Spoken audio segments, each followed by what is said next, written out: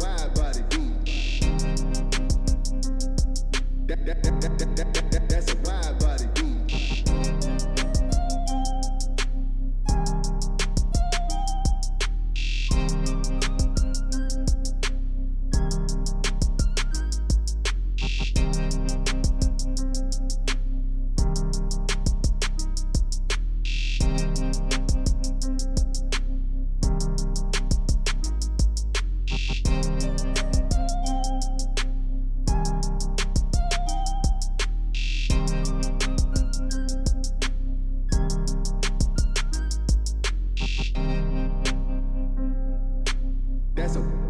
That's a wide body beat.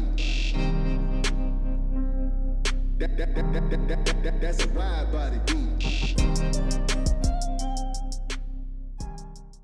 Yo, Panther Nation, what's good? Welcome back to Carolina's Armchair GM. I am your host, CJ. All right. Thank you, everybody, for joining me. And today is a great day. Hope it's been a great day for all of y'all. And for some of y'all who are watching, if you're kind of wondering where this popped up from, like I said last week, this is the old Two Fans in the Stands channel. Okay. It has now been rebranded as Armchair GM CJ. Thanks to Big Cuz, me and him had a talk, and yeah, and I'm taking over the channel and I'm moving forward with it. So again, shout out to Big Cuz. I appreciate him, everything he's done, and thank you, Cuz. But yeah, hey, I'm happy, y'all. I'm back where it all started. Back where it all started, and my screen is over here like going nuts right now because hold on, wait a minute. Okay, hold on, let me get here, and I'm gonna get back to everybody's comment. But Mr. Hunky Dory, thank you. Okay, and again, being back on the channel, the memberships are back. Okay, the memberships are back, and as you can see, the memberships were called fan level memberships, and now since it's the Armchair GM, I decided to call them the front office. I think Nakari gave me that name last week. So Mr. Hunky Dory has gifted 20 memberships. 20 memberships. Thank you, Mr. Hunky Dory. I greatly appreciate that. Thank you. And thank you for all the new front office members, and, at least for the next month. I appreciate you. But thank you, Mr. Hunky Dory. Thank you. I greatly appreciate that. Greatly appreciate that, sir, as always. All right. But yeah, so we're back on, like I said, on the old Two Fans in the Stands channel. This is now Armchair GM CJ, and this is where I'll continue bringing you my version of Panthers content. Okay, everybody has their different versions. They're all great. Make sure you go check everybody out. But here you're going to get what you're going to get my version of it. Okay, but yeah. So again, welcome to everybody. If you're new, please hit that like and subscribe button. I appreciate all the love and support.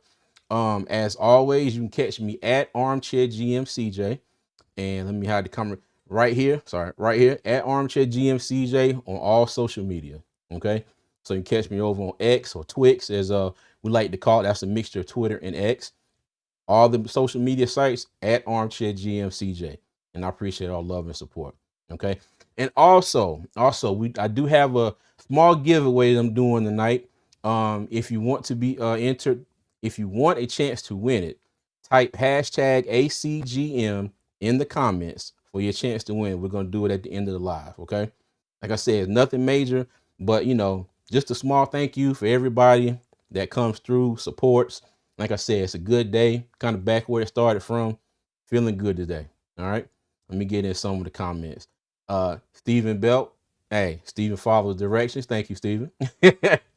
Prowling Veteran Podcast. What's going on? How you doing? SC Pace. What's up, CJ? Hope all is well. Hey, all is good, man. I can't complain. I can't complain all the time. 9 Dime all the time. What's up, homie? How you doing? Popping. We finally got our Tyler Warren, bruh. Hey, let me tell you. Hey, we don't have Tyler Warren. We have Ron Swanson. we have our Ron Swanson here. Hey, if y'all check out the short that I put out, and shout out to my boy Daniel. Because he sent me a message and was like, the Panthers done went out and signed Ron Swanson. And I never watched Parks and Rec, so I didn't know who that was. And I looked it up and about dropped my phone laughing. So shout out to my boy Dane for sending me that, because I thought he was joking at first. And then I went and looked it up and saw that it was true. And I was like, oh, so we did sign the basketball player tight end. I said, okay, bet. But yeah, but shout out to him, man. But yeah, we finally got our we finally got our Tyler Warren. Appreciate that, Parker. All right, but yes, and again, thank you, Mr. Hunky Dory, for gifting those 20 memberships. I really appreciate it. I really, really do. Stephen Bell. Hey, what it do, Stephen? It's all good over here, man. Nine Down says, roughing it again, CJ. Clean, he cut along. yeah, you know, I'm sure that a certain somebody is going to comment here in a second and tell me I need to go ahead and shave all this off and go get a haircut, but she won't be wrong. SE Pace, at some point, I hope Canals refers to that new tight end we signed as a Tyler Warren type, just to piss Unc off. Hey, shout out to Unc, man. Let me say, Unc is in love with Tyler Warren, dog. But shout out to Unc, man. But yeah, that might make him go off a little bit. Douglas, what's going on? Welcome back. LOL, damn, said that thing looking like a Brillo pad tonight. Glad. Hey, fair. You know, fair. But now that you said that, it'll probably be gone before I go to bed tonight. So yeah, but appreciate you, Doug. Thanks for chiming in, dog. Roadmaster, what's going on, man? How you doing? Panther Boy 803, what's up, CJ? What's up, Panther Boy? How you doing? Let me see. T Cole, yes, thank you, Mr. Hunky Dory. Appreciate that, and welcome, T Cole. And how you doing, T Cole? All right. And here we go. He loves the disheveled look. That is where he and wow. The what? Oh, I'm sorry. I'm disheveled. Okay. All right. I'm gonna just run with it. All right. Hey, welcome back. Yeah, well, you know, I ain't really gone anywhere, but you know, I'm back where it all started. Basically, yeah, back where it all started. QJ, what's going on? So it was good, CJ. Why the hell Dan Morgan signed Big Bird? Oh my goodness, yo.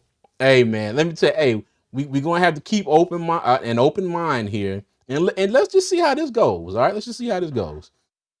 Okay. I said, dude is not a Tyler Warren type. I watched him run routes. Yeah, and I do have the clip on that, and I was going to play that on here when I get to the slide. I do have the clip on that. D Cash, what's going on, man? How you doing? Leave my Blue Devils alone, CJ. No, sir. No, sir. How about them Houston? Hold on. Is this on? How about them Houston Cougars?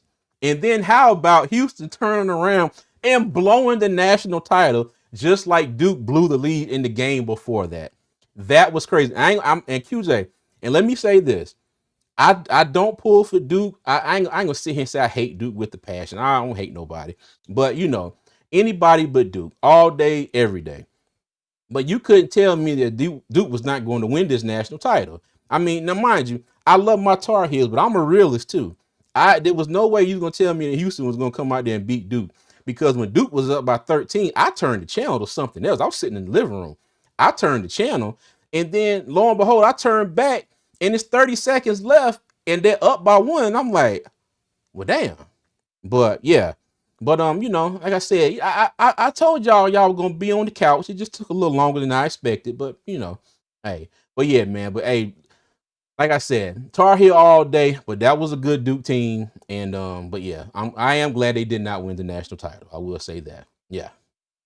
Doug said nothing new over here. Hit the like button if you're new. Welcome, Panther Nation. Yes, please hit that like button. Y'all have it. Hit romance at Big Bird. Stephen Bell. Nobody seems to be noticing how Tyler Warren is low-key the best mentor for Colin Granger. Canales loves competition, and I see what they're doing here. Don't be surprised if Warren's the pick at 8.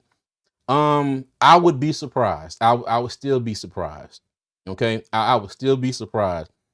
I know you want to bring in weapons for Bryce Young. I get that. I understand that completely, wholeheartedly, everything else. But we have too many needs, too many holes to fill on this defense for Tyler Warren to be the pick at 8. I'm sorry. Now, like I said, that's just me. That's just my thought process. But again, as Nakari likes to tell me, I'm sitting out here in my gaming chair. Okay. But yeah, I'm just your armchair GM CJ. That's just me. Um, yeah, we'll see. We'll see. I've learned to, I might be a little but being surprised anymore is just like, man, what, it ain't worth getting surprised at all. But yeah. DCash said, Mr. Hunky Door, appreciate that, my guy. Yes, thank you, Mr. Hunky Door. Yes, sir. 9 down, anybody but Duke. Yeah, UNC. I told everybody and CJ that Duke would not win the net. Yes, you did, Doug. Yes, you did. Yes, you did. I ain't gonna lie. Like I said, I just because every game I sent my boy a message and I was like, yeah, y'all gonna win by 20 tonight. Because the first 10 minutes of that Houston game, I was like, man, I said Houston ain't hitting nothing. I mean, they everything was going off, and I was just like, yeah, nah, this is over. But hey, I was wrong. So, but I'm glad I was wrong. Said Romance, I could have told you Florida would have busted tail. Hey, yo, Florida had to play comeback too now.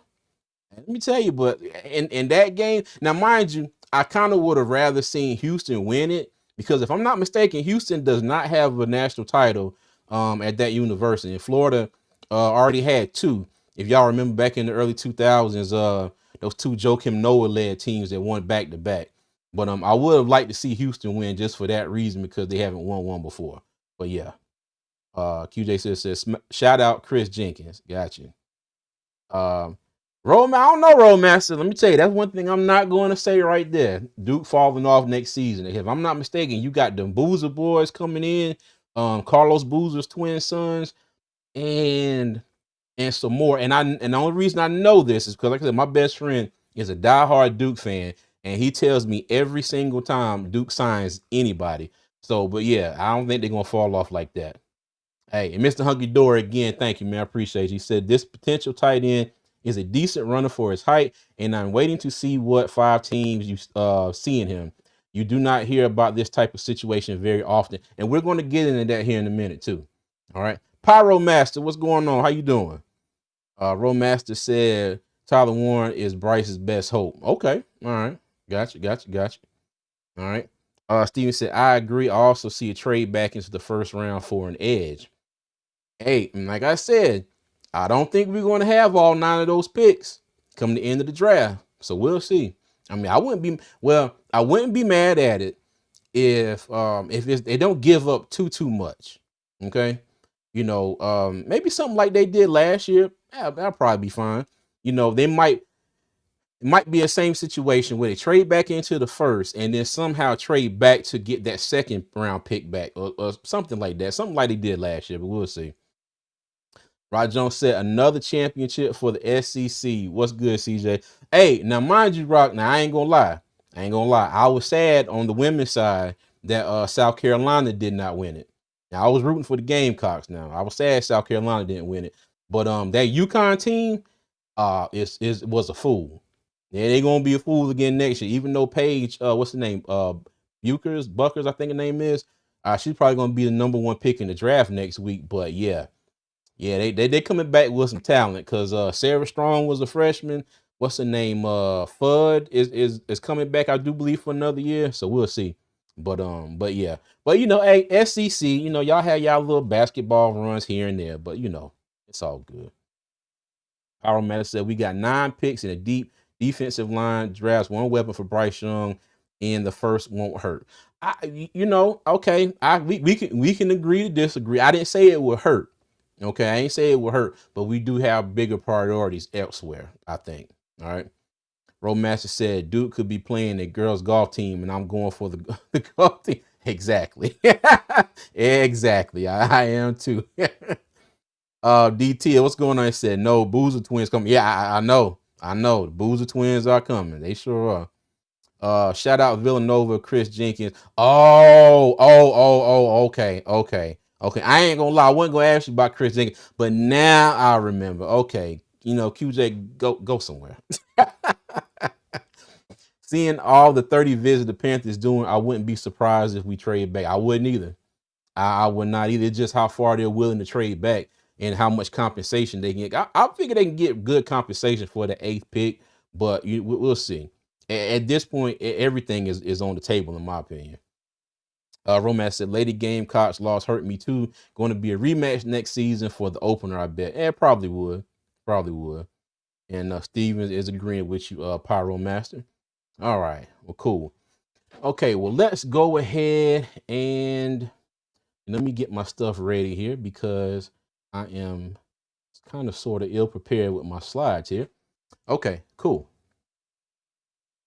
All right, so we're gonna go ahead and jump into the slides. And now that the memberships are back, I wanted to say thank you to all of my front office members. Okay, and these are the names that I had prior to me going live and prior to Mr. Hunky Dory gifting 20 memberships, people out there.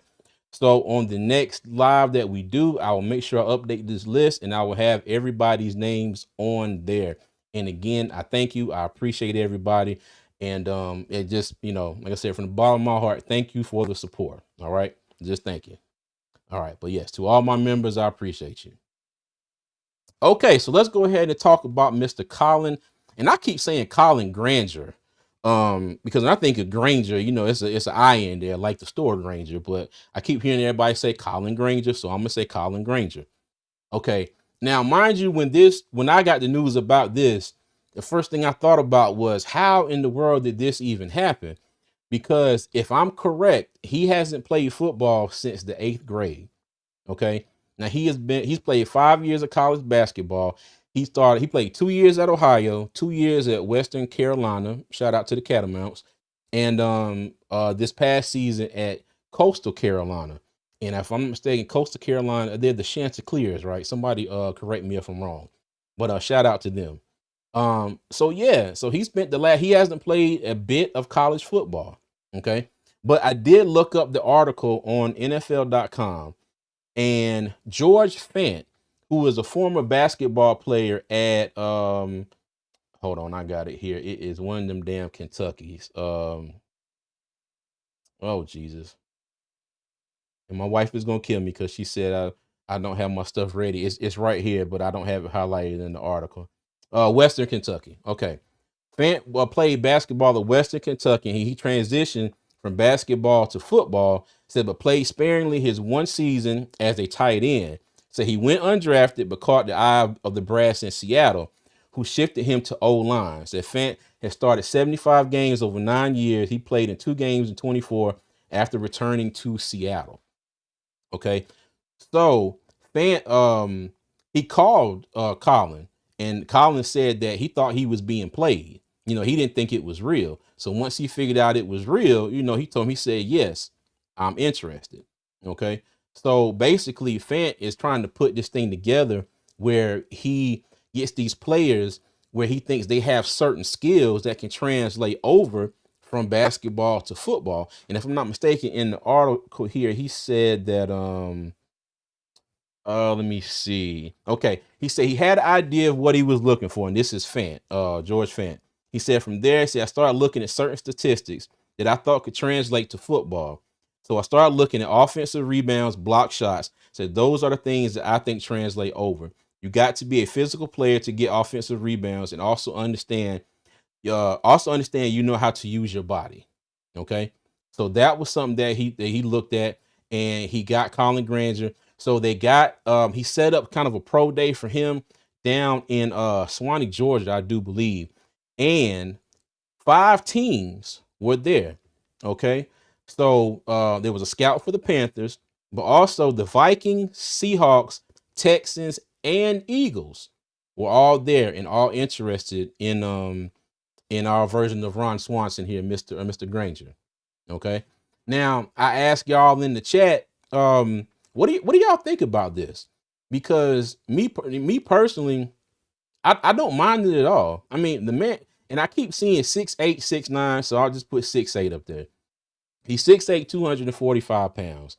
I think with the right coaching, because now mind you, let me go ahead and play this clip right here. And also, I got this off of YouTube, so let me make sure I shout out the the YouTube channel I got it from, digital_LOC. you know. And I want to make sure I shout out. So I just took a few seconds of this. Hopefully I'm gonna get hit with a copyright, but make sure I give credit.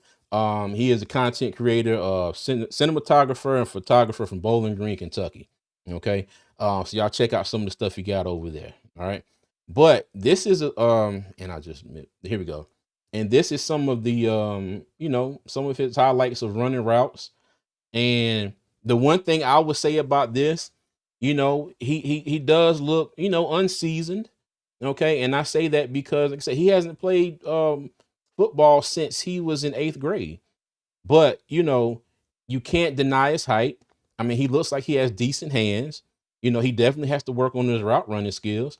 But, with the right coaching, this might be okay. All right. And let me play it again for anybody that missed it. But yeah, but this is just some of the really the only clip that I found online of him catching passes. Okay. But let me get to the comments here as this plays out. Let me see what y'all think about Mr. Granger here. CJ Hill, what's going on, man? How you doing? All right, Miss Hunky Dory says 6'8", 40+ inch vertical. See, 10 feet. Catch those high passes in the end zone. How many cornerbacks or DBs can jump that high? Hey,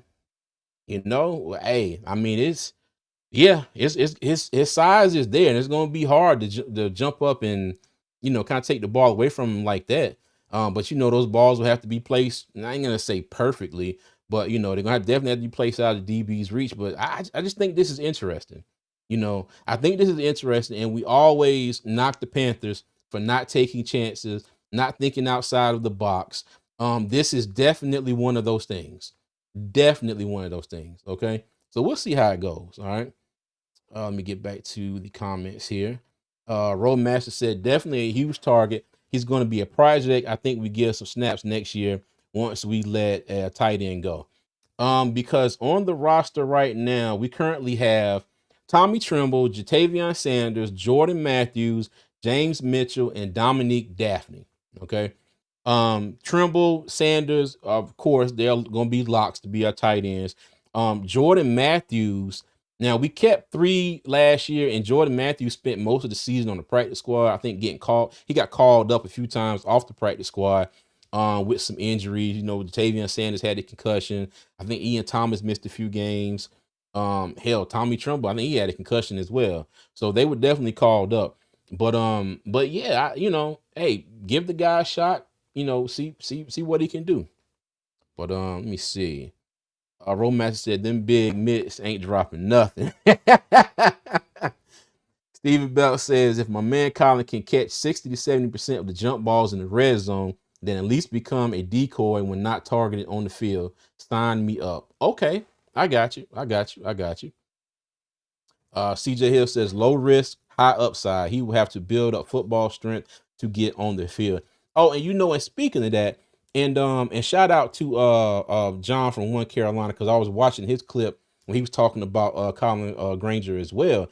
And and he's like, he's got to know that when he gets to the NFL, like he is going to get hit. Okay, like these people are not going to be concerned or have any sympathy for him that he has played college basketball for the last 5 years and he hasn't played football since the 8th grade. They're going to go out there and give him his welcome to the NFL moment. He's probably going to have quite a few of them, training camp, preseason, however long he makes it, but we'll see. But yeah, but he got to know going into this, it's gonna be an adjustment. He's definitely gonna have to get adjusted to this for real. All right. Miss Hunky Dory said he's a hands catcher, not a body catcher, which is very good. I'm trying to find the positives. I mean, he ain't costing us much to cure our curiosity. Now, this is true. And I have to go to I gotta go to Over the Cap. And I'm pretty sure they probably don't have anything up there yet. But honestly, I have not checked in the past couple days since this came out. D-Cash says we'll see how he catching traffic. We sure will. 245 pounds ain't big in the NFL, really. Them hits gonna be serious collisions. Yes, because if I'm not mistaken, Tyler Warren is 6'2" or 3", 260 something pounds, if I'm not mistaken. So yeah, but I mean, I'm sure if he gets to camp with the Panthers and they say, okay, this is what you're going to have to do. You 245, we want you at least 260, 265. With what they do today in sports medicine, all that good stuff, I'm sure that my man could put on some weight. Okay. But he puts on some weight. He gets acclimated to getting out there and, getting his bell rung a time or two. And like I said, he gets the right coaching, okay, to get out there, they get his route sharpened up. And yeah, I mean, I put it like this. Anybody that the Panthers sign, I'm going to wish them well. Okay, I'm going to wish them well. I'm going to give them the benefit of the doubt off the jump. All right. Now, if he gets out here and just stinks it up, that's a whole different story. All right. But right now, Mr. Granger, welcome to the Carolina Panthers. I think this is very interesting. Very interesting. And we're going to see where this goes. We're going to see where this goes. All right. All right. So let me get back to the comments here. Oh, and Ms. Hunky Dory said he ain't injured. This is true. He's not injured. All right. Let me see. Romance says, what Gronk way? I need him up there. Yeah, I think Gronk was, he was definitely more than 245, if I'm not mistaken. And let me see, Mr. Hunky Dory said 265, 6'6", 265. Okay, gotcha. Gotcha. All right, cool. But yeah, it's definitely going to be a transition. As you can see on the screen, he ran a 4.840, and that's according to him and George Fant from the pro day that he had, 40-inch vertical leap. But yeah, but I'm interested to see, and I say this because I would hate for one of these other teams to have signed him and he goes to another team and actually work out, and then we find out, well, you know what, the Panthers had a shot at signing him and they just sat there and did nothing. Like it's been said in the chat, low risk for potential, greater gain. So we'll see. But like I said, I'm rooting for him. And it's funny because, like I said, when I saw that first picture of him on Instagram, and that picture that everybody had where he was shooting a free throw, he had the mustache, Ron Swanson vibes all day long. All right, Steven says, not a long-term success story brewing here, but more like a flash in the pan. Then trade my man for like a 5th or 6th round pick. That could be the case, but like I said, I'm really hoping that this works out. I'm really hoping that this works out somehow, some way. And it's nothing against any other tight end, that we got on the roster. But my thing is, hell, if he turns out to be something good, then damn it, why not be something good for the Carolina Panthers instead of for somebody else? So that's how I'm looking at it. Panther Boy 803 says, I think he's strictly practice squad material for now. In fact, for now, yeah, you could probably dub him a spot in the practice squad for right now, because he does have a lot of learning, and it's probably going to be a steep learning curve for him. So we'll see what's going on. All right, we'll see what to get into. All right. So moving on from Mr. Granger, okay, and my next topic is going to be about a potential Carolina Panther, and I stress potential because I don't want this to be the pick at number 8. A lot of people want Tyler Warren. A lot of people also want Ted McMillan. Okay. And if you didn't hear, there was a clip that surfaced of him saying that he doesn't like watching film. Okay. He said, I don't ever need to watch it by myself because we go over as a wide receiver group. And the only reason I bring this up is I want to know, all of the Ted McMillan fans that want the Panthers to draft him, does this sway you in any way? Okay. Or does it even matter to you at all? All right. Now, my opinion on this, yes, you watch film with your teammates, you go over stuff, but when for me hearing that, like, so it's off season and you're by yourself and you're working out, you don't pop in the tape and look at anything during the season, anything the last game, or whatever time frame, whatever time period you're at. If you're off season, during the season, you don't look at anything by yourself and sit there and kind of self-evaluate, almost like you're depending on, everybody else to kind of, and there's nothing wrong with that. Y'all all are helping each other out. Somebody may see something that I might not see. I might see something that somebody else doesn't see, and so on and so forth. But during your time alone, you do not watch any film like at all. Okay. Now mind you, and I will say this, it said this clip was from 2023. Okay, so this was before his breakout season last year. And maybe it's a case of him being young. I'm not gonna call him dumb, but just a young kid. I don't know. I don't know. Like I said, Ted McMillan is not my guy at number 8. But for anybody who wants to who wants to draft him, like I said, does this sway you in any kind of way? And let me see what everybody got to say here. All right. Let me see. Oh, I guess Roma's talking about Colin, said he can try out for the Hornets G League team. Ah, CJ Hill said, I don't care if he said it in middle school, 90% of great players were film junkies. Got you. Oh, okay, red flag. Okay, got you. Okay, so for CJ Hill, this is a red flag. All right. He said he said 90% of great players are film junkies. Okay, cool.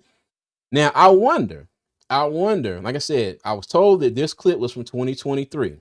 I wonder if this has been brought up in any of his 30 meetings, any meetings at the any the pro day or whatever, because he didn't do the pro day at Arizona. I think he did his own private pro day, if I'm not mistaken. But I wonder, because like I said, when it comes to finding things on people, social media is undefeated. Okay, and I mean undefeated. If you put something out there on social media, you better have the skills of a world-class hacker to be able to wipe that stuff off the internet. Not saying that he was trying to or anything like that. But if there's something that's going to surface, especially, in this the off-season process, and these players, doing interviews and all that stuff, teams are going to do their research. And I don't know if a team found this or somebody just found it and was like, look at this, look at what he said. But I wonder if this was brought up in any of his interviews that he's had so far. And like I said, I wonder what has been the, not necessarily the outcome, but the perception of him once teams have found out what he said. All right. Romaster says you'll end up in the wrong in the film not watching. Watch yourself and how the defense played you last game and how the next defense plays. I agree. QJ said there are rumblings around the league. Tyreek Hill wants to be traded. Would you give up 8th pick and a 4th round pick for Tyreek Hill and the 13th pick? Well,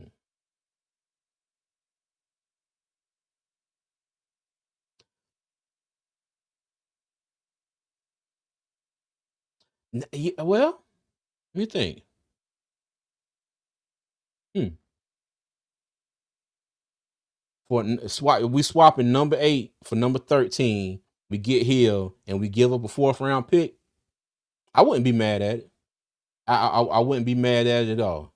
I wouldn't be mad at it at all. Yeah. I could do that because you get a player, you swap picks, and you're giving up 1 pick, which is a 4th round pick, and we have 2 of them. I could do that. Yeah. I could do that. I wouldn't be mad at that at all. All right. Steven says, damn that film. Can he catch a Bryce Young fade route in the red zone? He can develop his film watching discipline over the next 2 to 3 years. Okay. All right. Got you, Steve. Got you. Well, I felt them worries. Well, you typed that with some with some authority. Damn that film. That's all right. T. Cole said he will have to watch film in the league, but Golden is my guy. Gotcha. Okay. All right. D Cash said, I'll be surprised if we get him. You can be great at football and not love it. I don't care how you meant it. Sound like you don't love the game. Okay. And you know what? And that could be some of the thoughts that some of these NFL teams have as well. Okay. So yeah, good point, D Cash. Good point. T. Cole says he can't get off press. I did read that was one of his one of his weaknesses on one of these mock draft sites I've been using. 9 down all time. This is a good point. Luke was a film junkie. Yes, he was. Yes, he was. Luke Kuechly knew where you was going, what you was doing, everything. He stayed in the film room. I promise you. I promise you they probably put a king size bed in the film room just for Luke. Okay. Yeah, he stayed in that film, but that's why he was so great. He could anticipate what the offense was going to do. He recognized formations and sets, and that's what stood him apart from you know damn near all the linebackers in the league during his time with the Panthers, which still to me is crazy why he wasn't the first ballot Hall of Famer. But like I said, I digress. QJ says, I don't care. Tech is special. Don't overthink it. Draft Tech. Okay. Got you. TJ Hill says, at 910 facts, bro. And Thomas Davis. Yes. TD. Let me see. Romance said, big facts 910. Luke wasn't the fastest, but he could read the offense so good he beat the ball to the spot. That is a fact. That is a fact. Like you said, he might not be the fastest, but if you know where the ball was going and you can get a step or two jump on everybody else on that particular play, you got more of a chance of stopping that play than you have of missing the play. So yes, absolutely. Absolutely.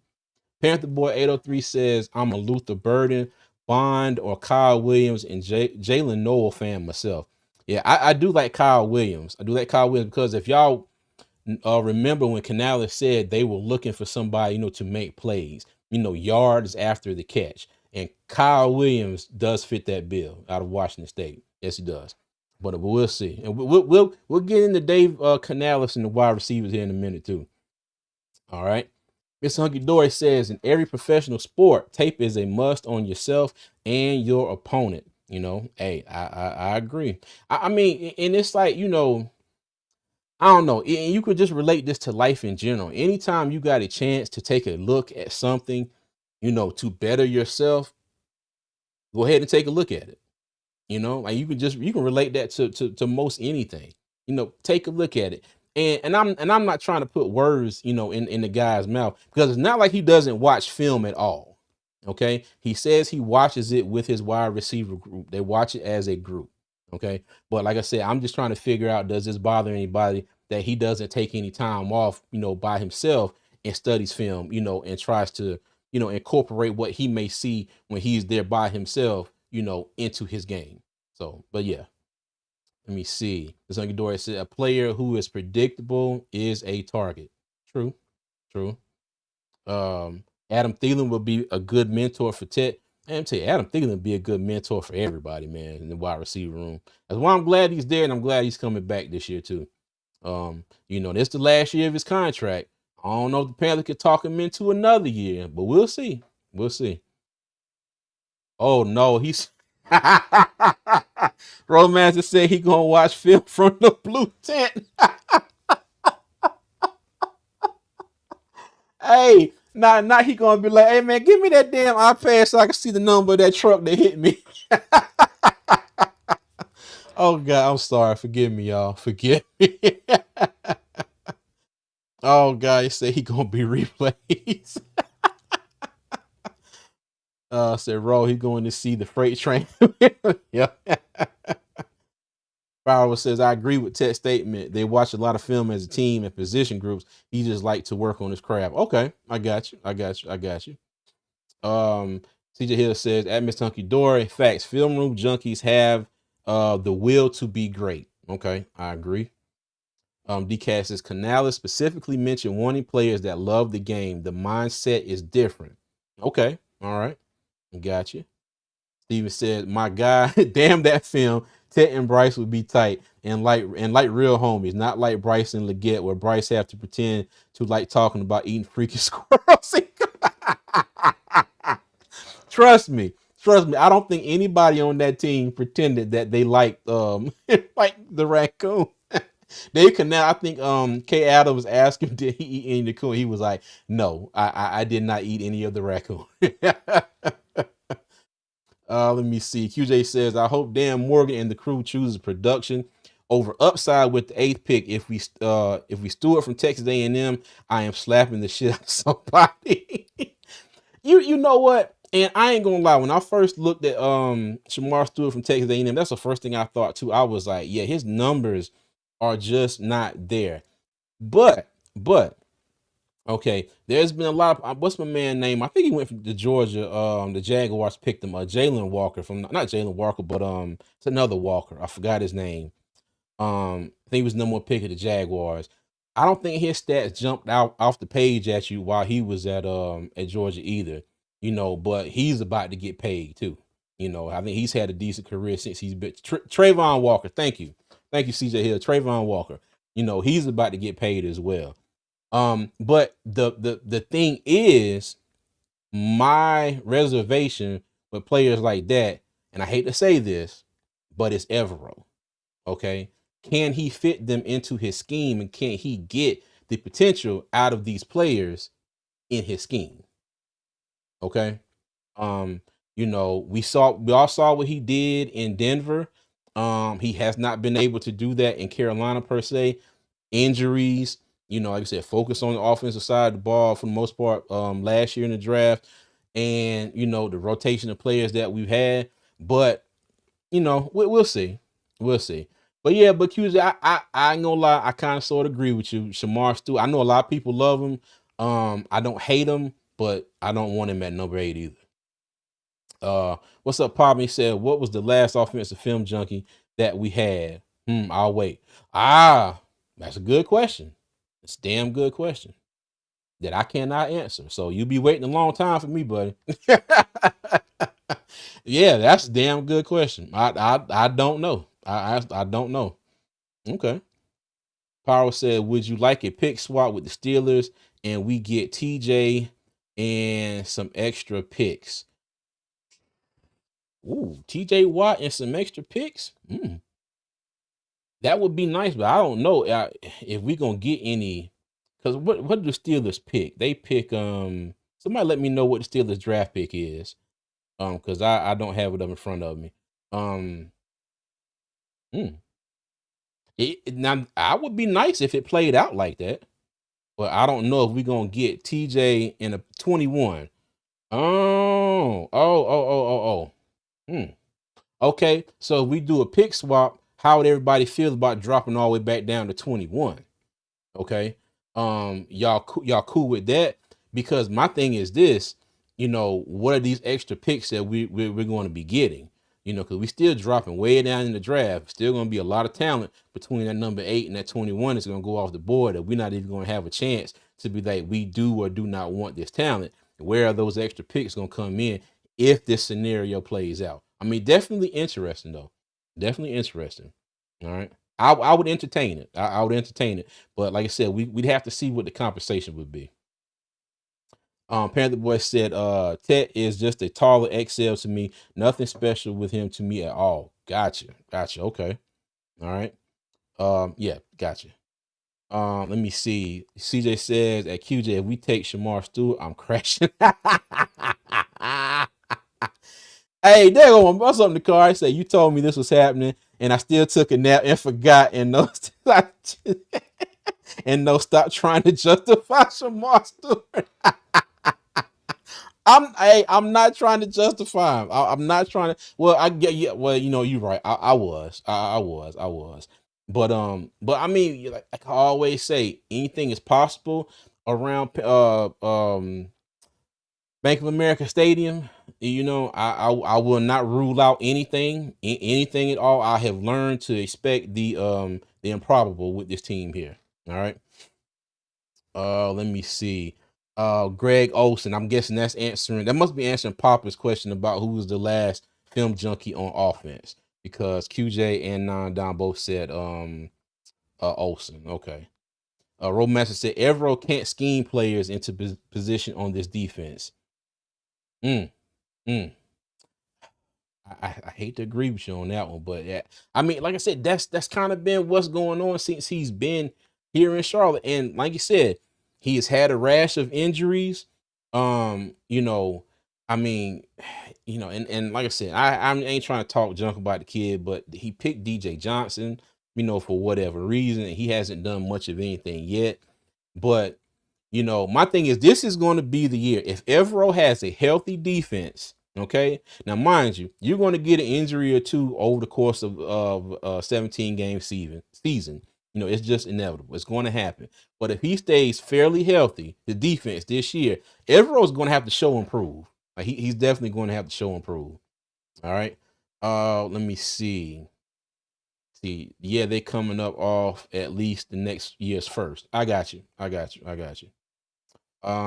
So what do you think about Kittle? I like George Kittle, but I highly doubt San Francisco was coming off Kittle because he's not a free agent. That would be a trade. I doubt it.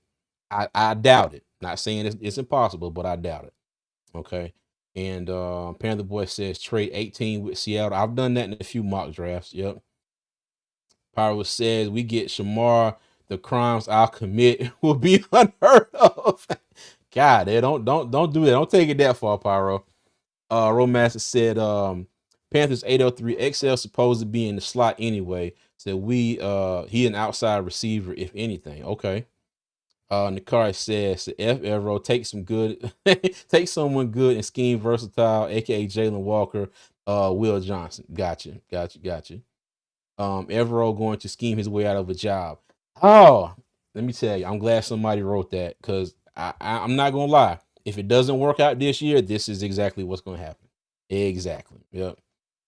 It's how hard it got my gas can and a mask. Boy. y'all gonna mess up on Mint Street if they pick Shamar Stewart at 8.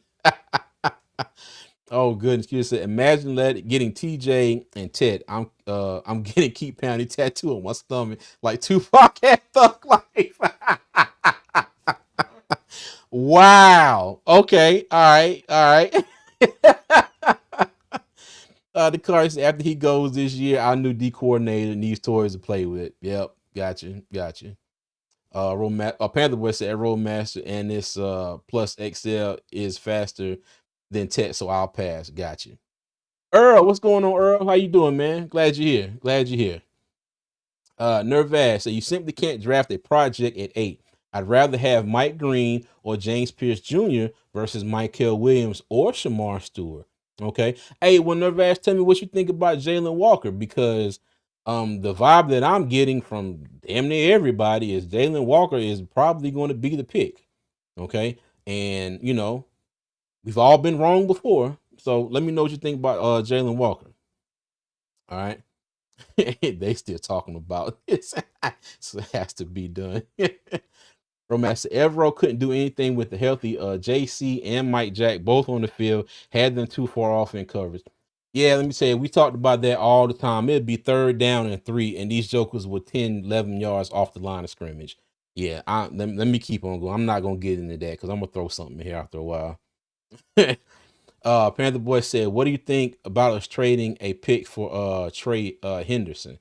You mean is it Henderson or Hendrickson? You talking about from Cincinnati? Now that I wouldn't mind because they did grant him the right to seek a trade, and they haven't come to an agreement yet.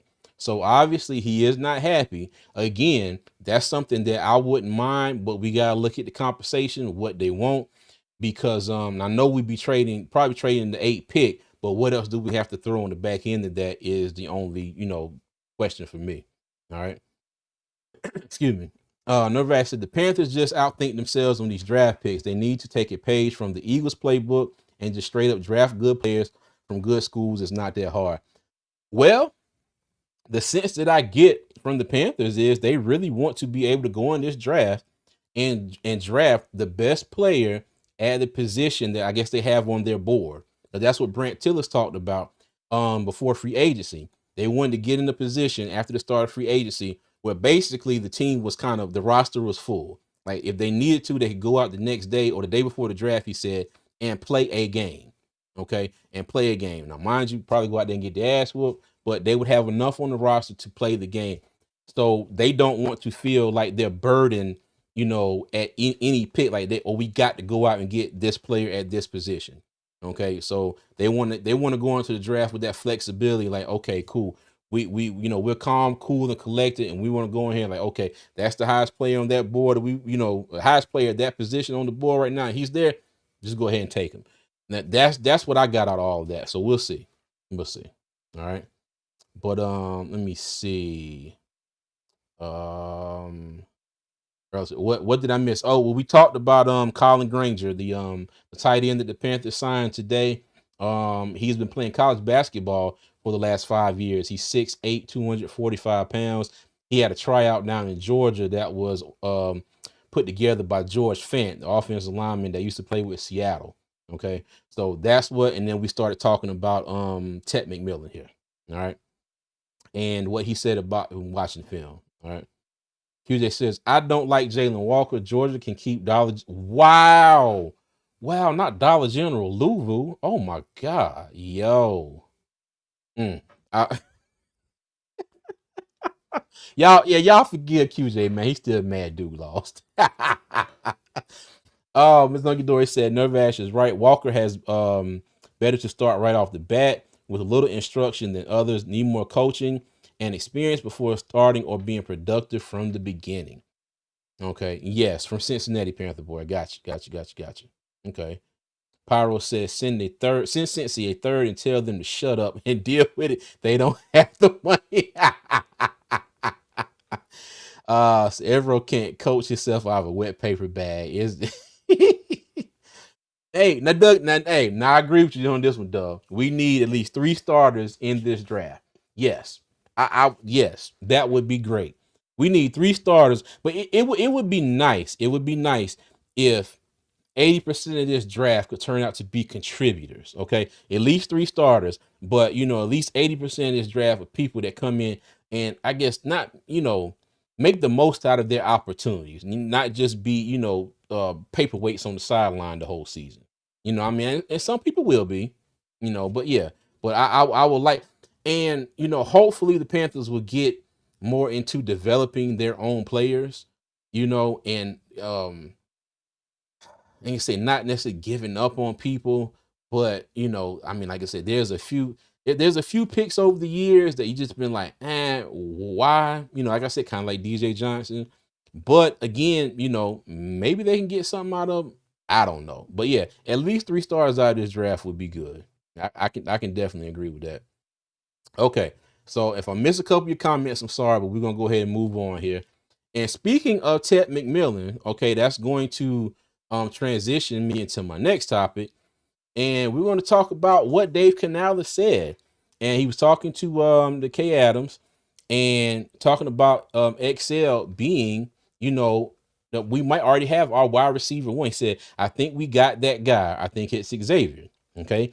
You got a guy who's 6'2 and a half, 225 pounds, and runs a 4.3. And he's a playmaker. And it's on film. And so it's like, let's start there. Let's just take the next step with him. Okay. Now, a lot of y'all been talking about XL in the comments as well.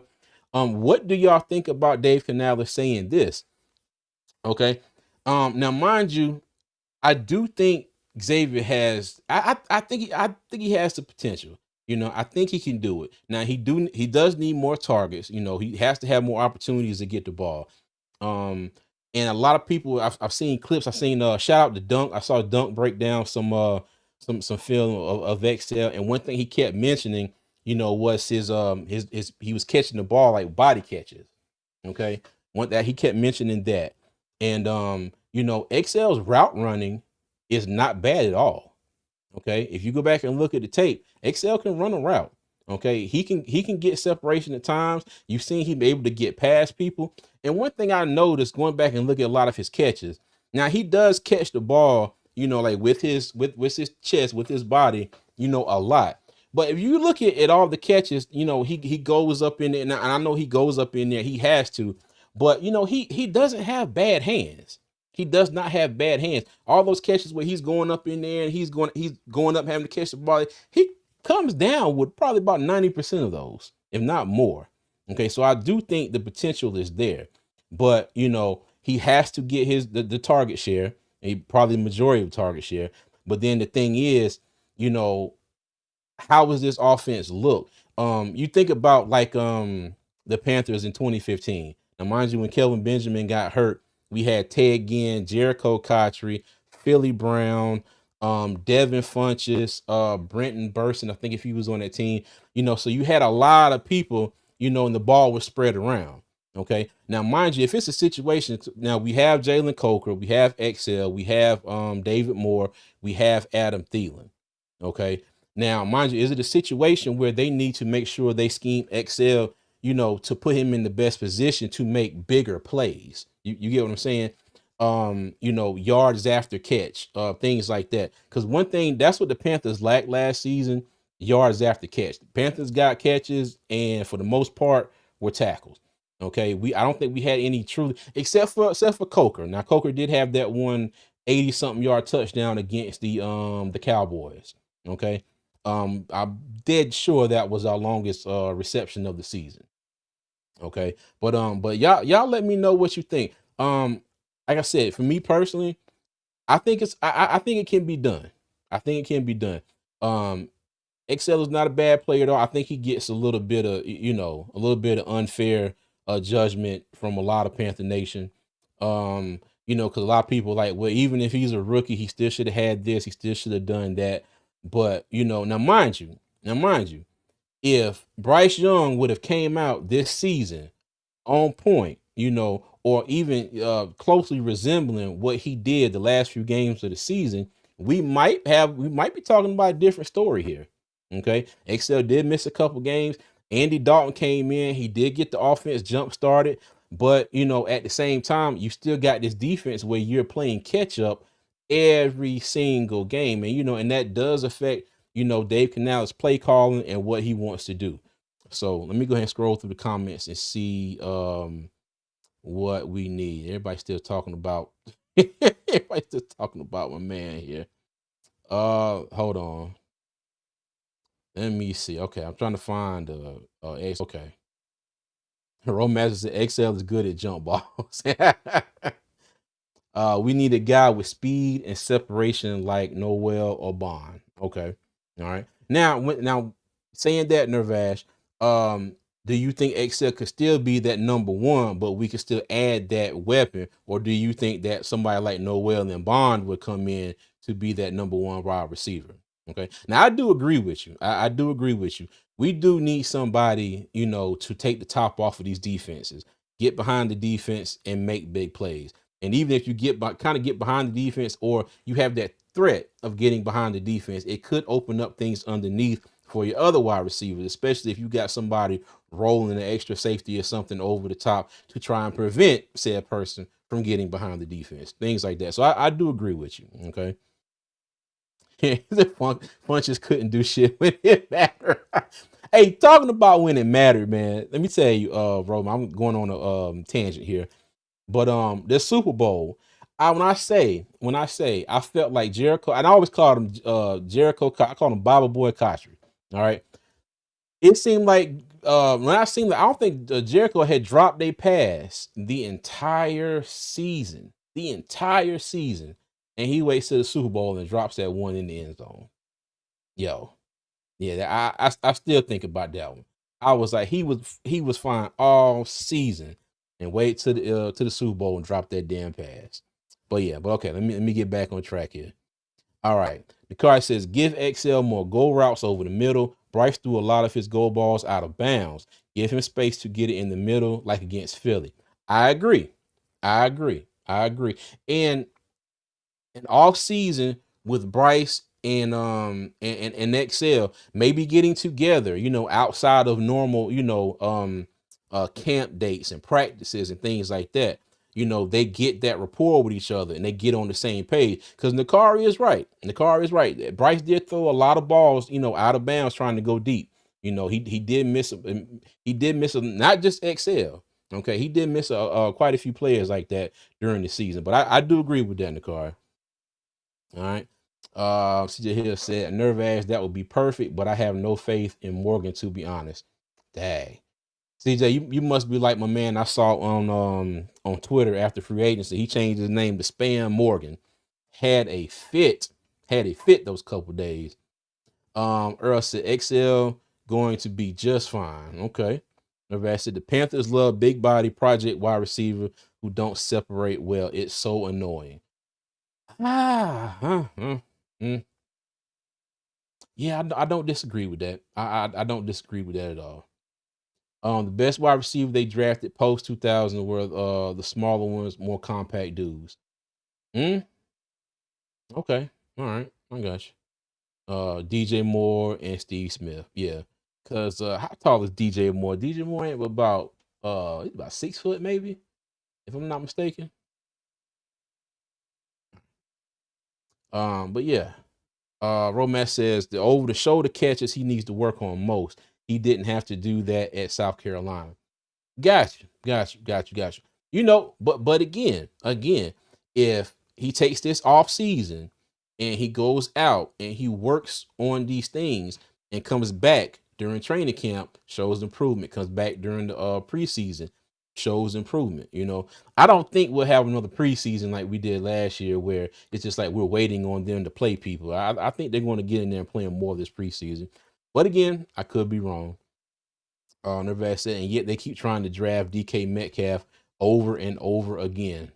And they did try to go after him in the offseason. I'm in free agency this offseason. So okay, I got you. Miss Hunky Dory said we can get someone that is good at separation. So it will force a dense focus on them more. It opens up a hole. I got you. Power says I like XL a lot, and it came out that he was in the building working out on the jugs machine, but it still get tet. I got you. And okay, and like I was saying, I don't disagree with Tet. I would love it if Tet would somehow slip to number 57 and we could pick him up. I just feel like we got bigger needs that we need to address with the number 8 pick. And let me do this real quick. Hey, and Nervax, thank you for the $10 super chat. I greatly appreciate you. He says, I think people are mostly disappointed with XL because they saw other wide receivers in his draft class like Xavier Worthy, Malik Neighbors, Brian Thomas Jr., and Lab McConkey ball out. That and the drops. Yeah. Okay. Now I can agree with that. I can definitely agree with that. But at the same time, it doesn't mean that XL can't come back and have a bounce back season, in 2025. And I don't think his season was terrible, but you got to look at the team, I ain't gonna say team, but you look at the offense as a whole. The first 2 games, trash. Andy gets in there, he gives the offense some spark, we win a game. Then we end up losing 3 or 4 more games in a row. Bryce comes back, Andy has his phantom thumb injury in the car accident. But Bryce comes back, and then slowly but surely the offense starts getting traction and gaining momentum as the season goes on. They still sputtered in cases. They got their ass whooped by the Cowboys. They almost beat Tampa Bay and then turned around and got their ass beat by Tampa Bay. So, hey. But yeah, but I don't disagree with that. I don't disagree with that either. A lot of people are, kind of like buyer's remorse or buyer's envy. It's like, well, damn, they bought that one, we bought this one, but why the one that we got ain't doing what they doing? So I agree with that. And again, thank you for the $10 super chat, man. I greatly appreciate you.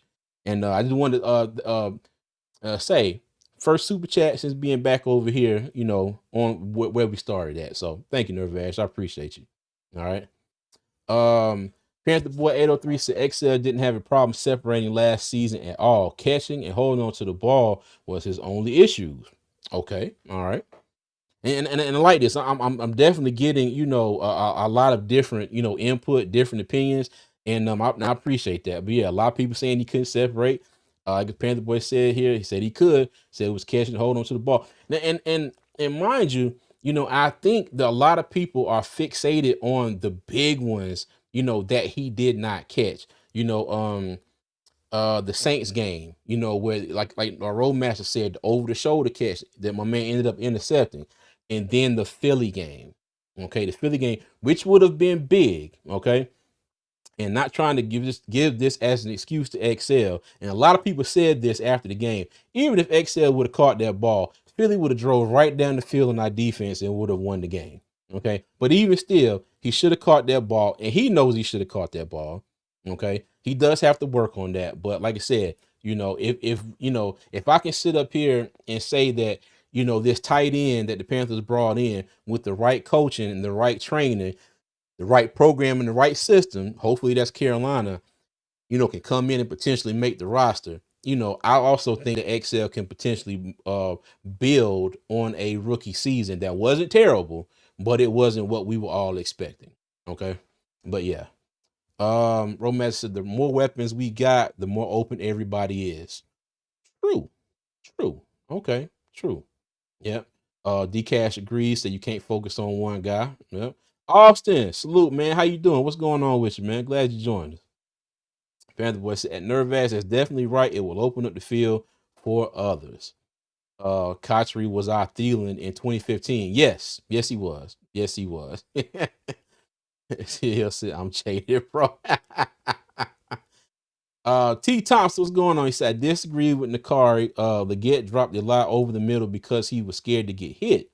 Leggett literally braced for hit against the Eagles, then started crying after Chauncey Gardner-Johnson hit him. Okay, gotcha.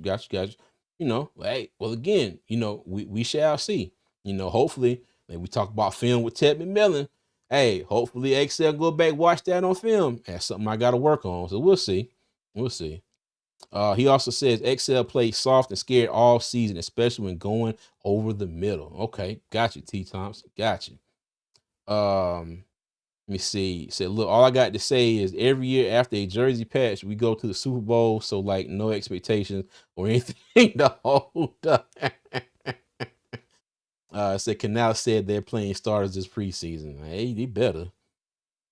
All right. Romax said KB could separate, but he was trash after his rookie season. Was never built like a wide receiver with his flappy. Yeah. Benjamin had a good rookie season. He got hurt, and then he was not the same. Does anybody remember? Oh God, who did he go to? Was it the Bills? And then we played the Bills, and he saw Cam, and Cam tried to go up and hug him, and Kelvin Benjamin was looking at him like, nah, dude, I don't know you. I think that's when he went to the Bills, if I'm not mistaken. But yeah, I do remember that. Like Cam tried to go up, dap him up, and he was like, nah, don't come over here with that. Said T. Thompson called my whole name. Oh God. Tet is not making past top two. I know. Like I said, I wish somehow, some way he could get to 57, but it ain't gonna happen. Said Canales is very specific about that 6'2.5 inch. Romance, I was in Charlotte when Andy had his wreck. He wasn't even in, oh wow, wasn't even in the car. Oh goodness. CJ said XL still only has 6 drops. But like I was saying, it's just, sometimes it was only 6 drops, but it's not, it was the magnitude, of those drops, especially that Eagles game. Okay. I guarantee you that could have been his only drop of the season, and you couldn't tell 3/4 of our fan base that he didn't drop 75 passes the whole season. Okay. But like I said, like the Eagles one, that was a biggie. That was a big one. But again, I digress. Panther Boy said, it seems like this organization is just fine with mediocre players on both sides of the ball to up the pockets temper. Hey, well, look, they doing what they can. They doing what they can. The Philly drop would have put us on the 2. Bryce would have threw a pick on 1st and goal. Damn, Roadmaster. Damn. Yo, that is crazy. He said Bryce would threw a pick. All right. Okay. But again, like I said, if I missed any comments, I'm sorry, but we're going to go ahead and move on to the next subject. Okay.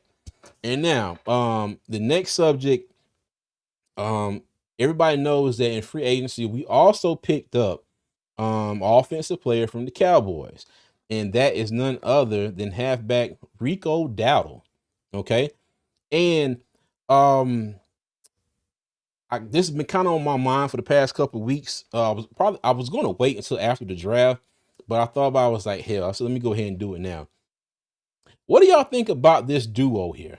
Okay. You got Chuba and you got Rico. Okay. On paper, do you think that, this could be a good running back duo? Okay. Dare I say, potentially the best running back duo in the NFL. And I'll take it even one step further. Do you think this duo can potentially have D. Will and Stewie vibes? Okay.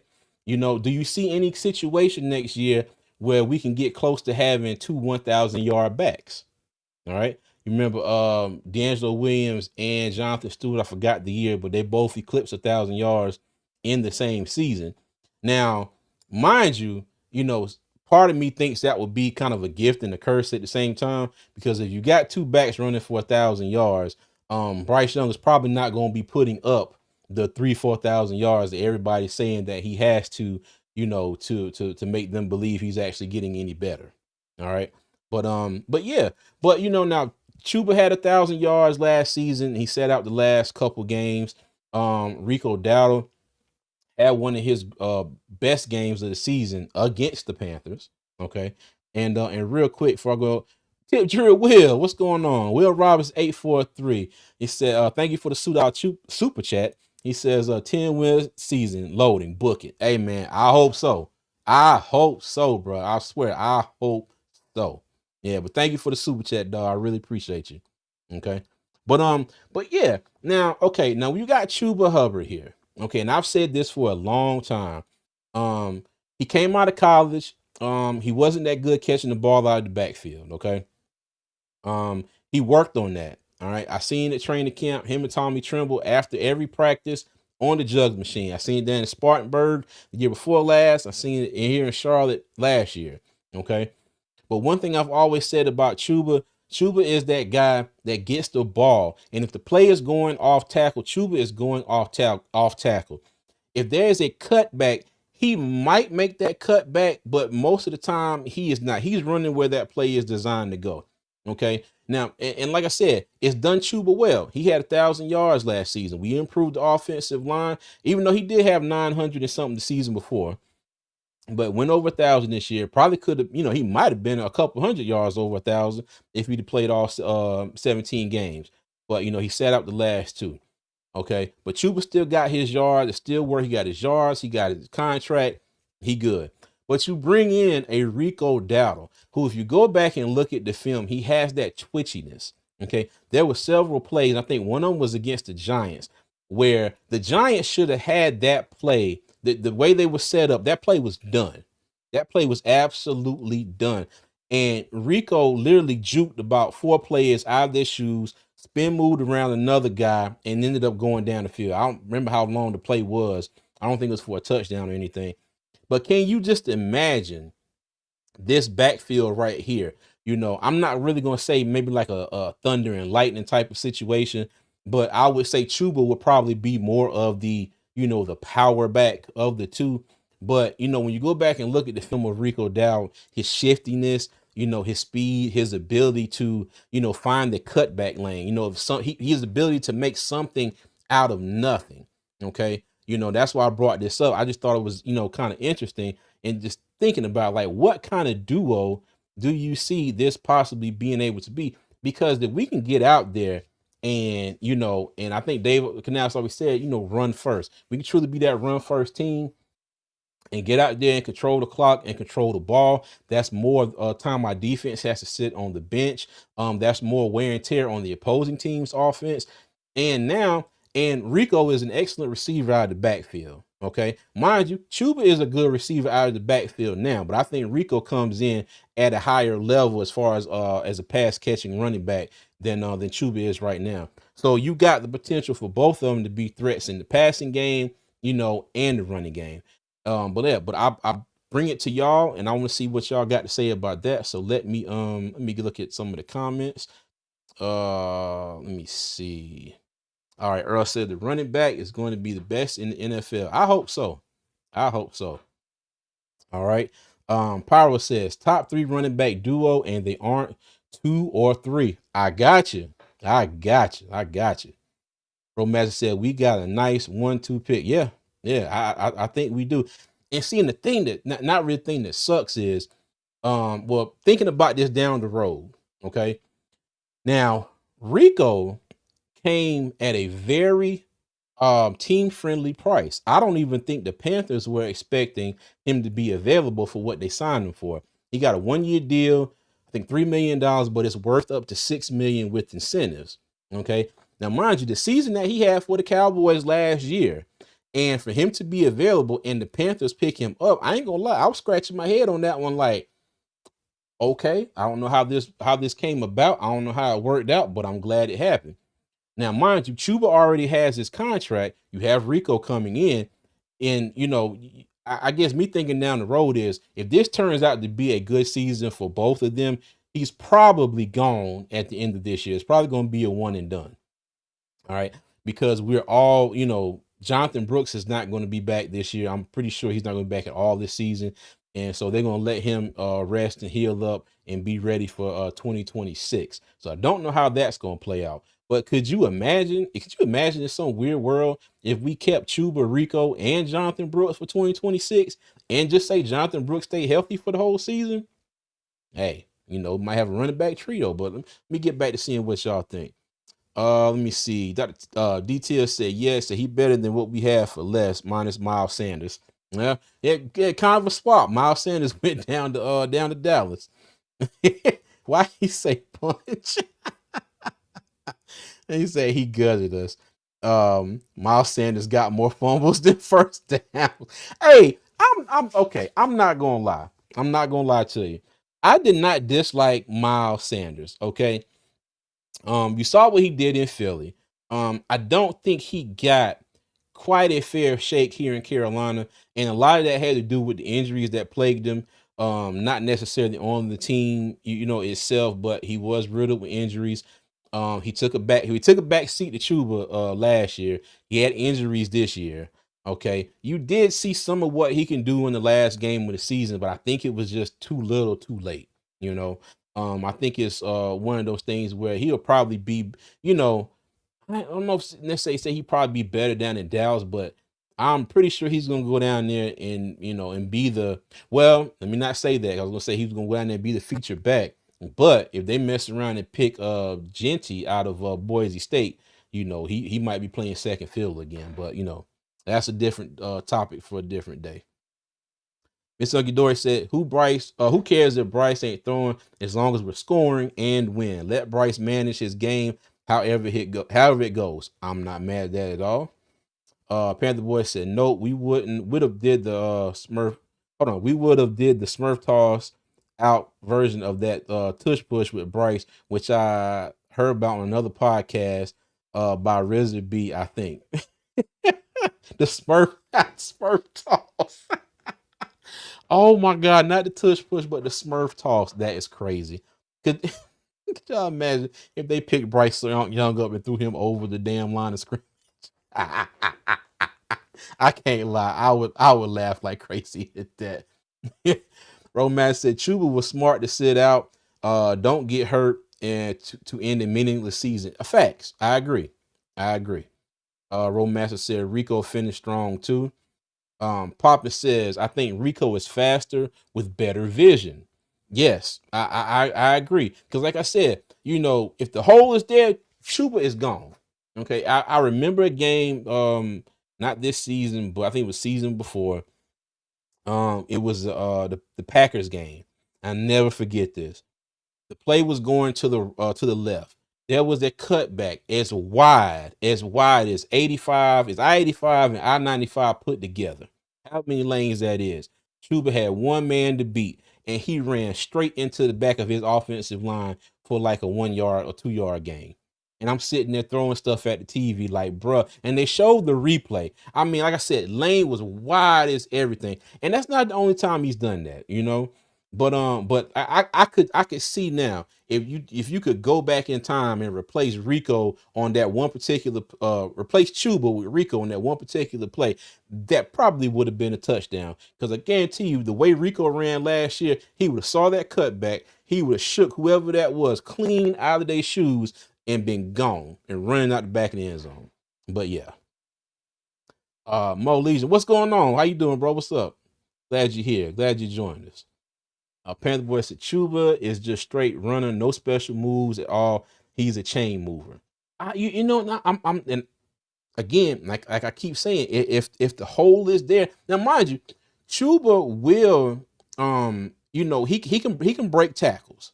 Okay, he can break tackles. He can kind of shimmy himself a little bit, get away from people. But like you said, he's a chain mover. He's definitely a chain mover.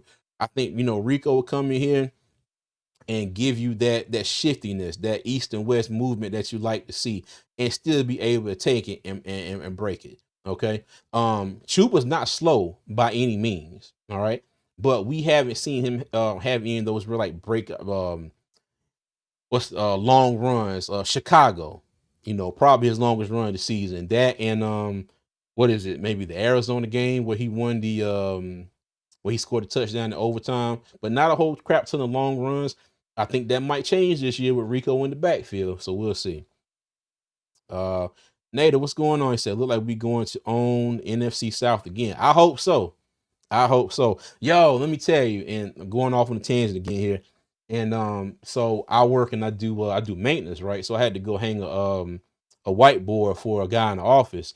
And I get in there and he's got the whiteboard and he's got out the box and everything. Lo and behold, what do I see on the other side of that table? Is damn Tampa Bay Buccaneers glass.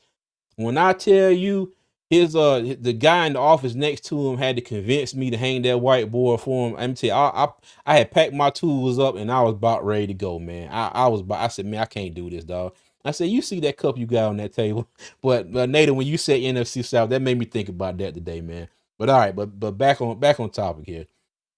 All right, Romac said, I'm giving the running back with the hot hand the more touches any given game. Facts. If it's Rico Day, give Rico the ball. If it's Chuba Day, give Chuba the ball. I agree with you 120% on that one. Yep.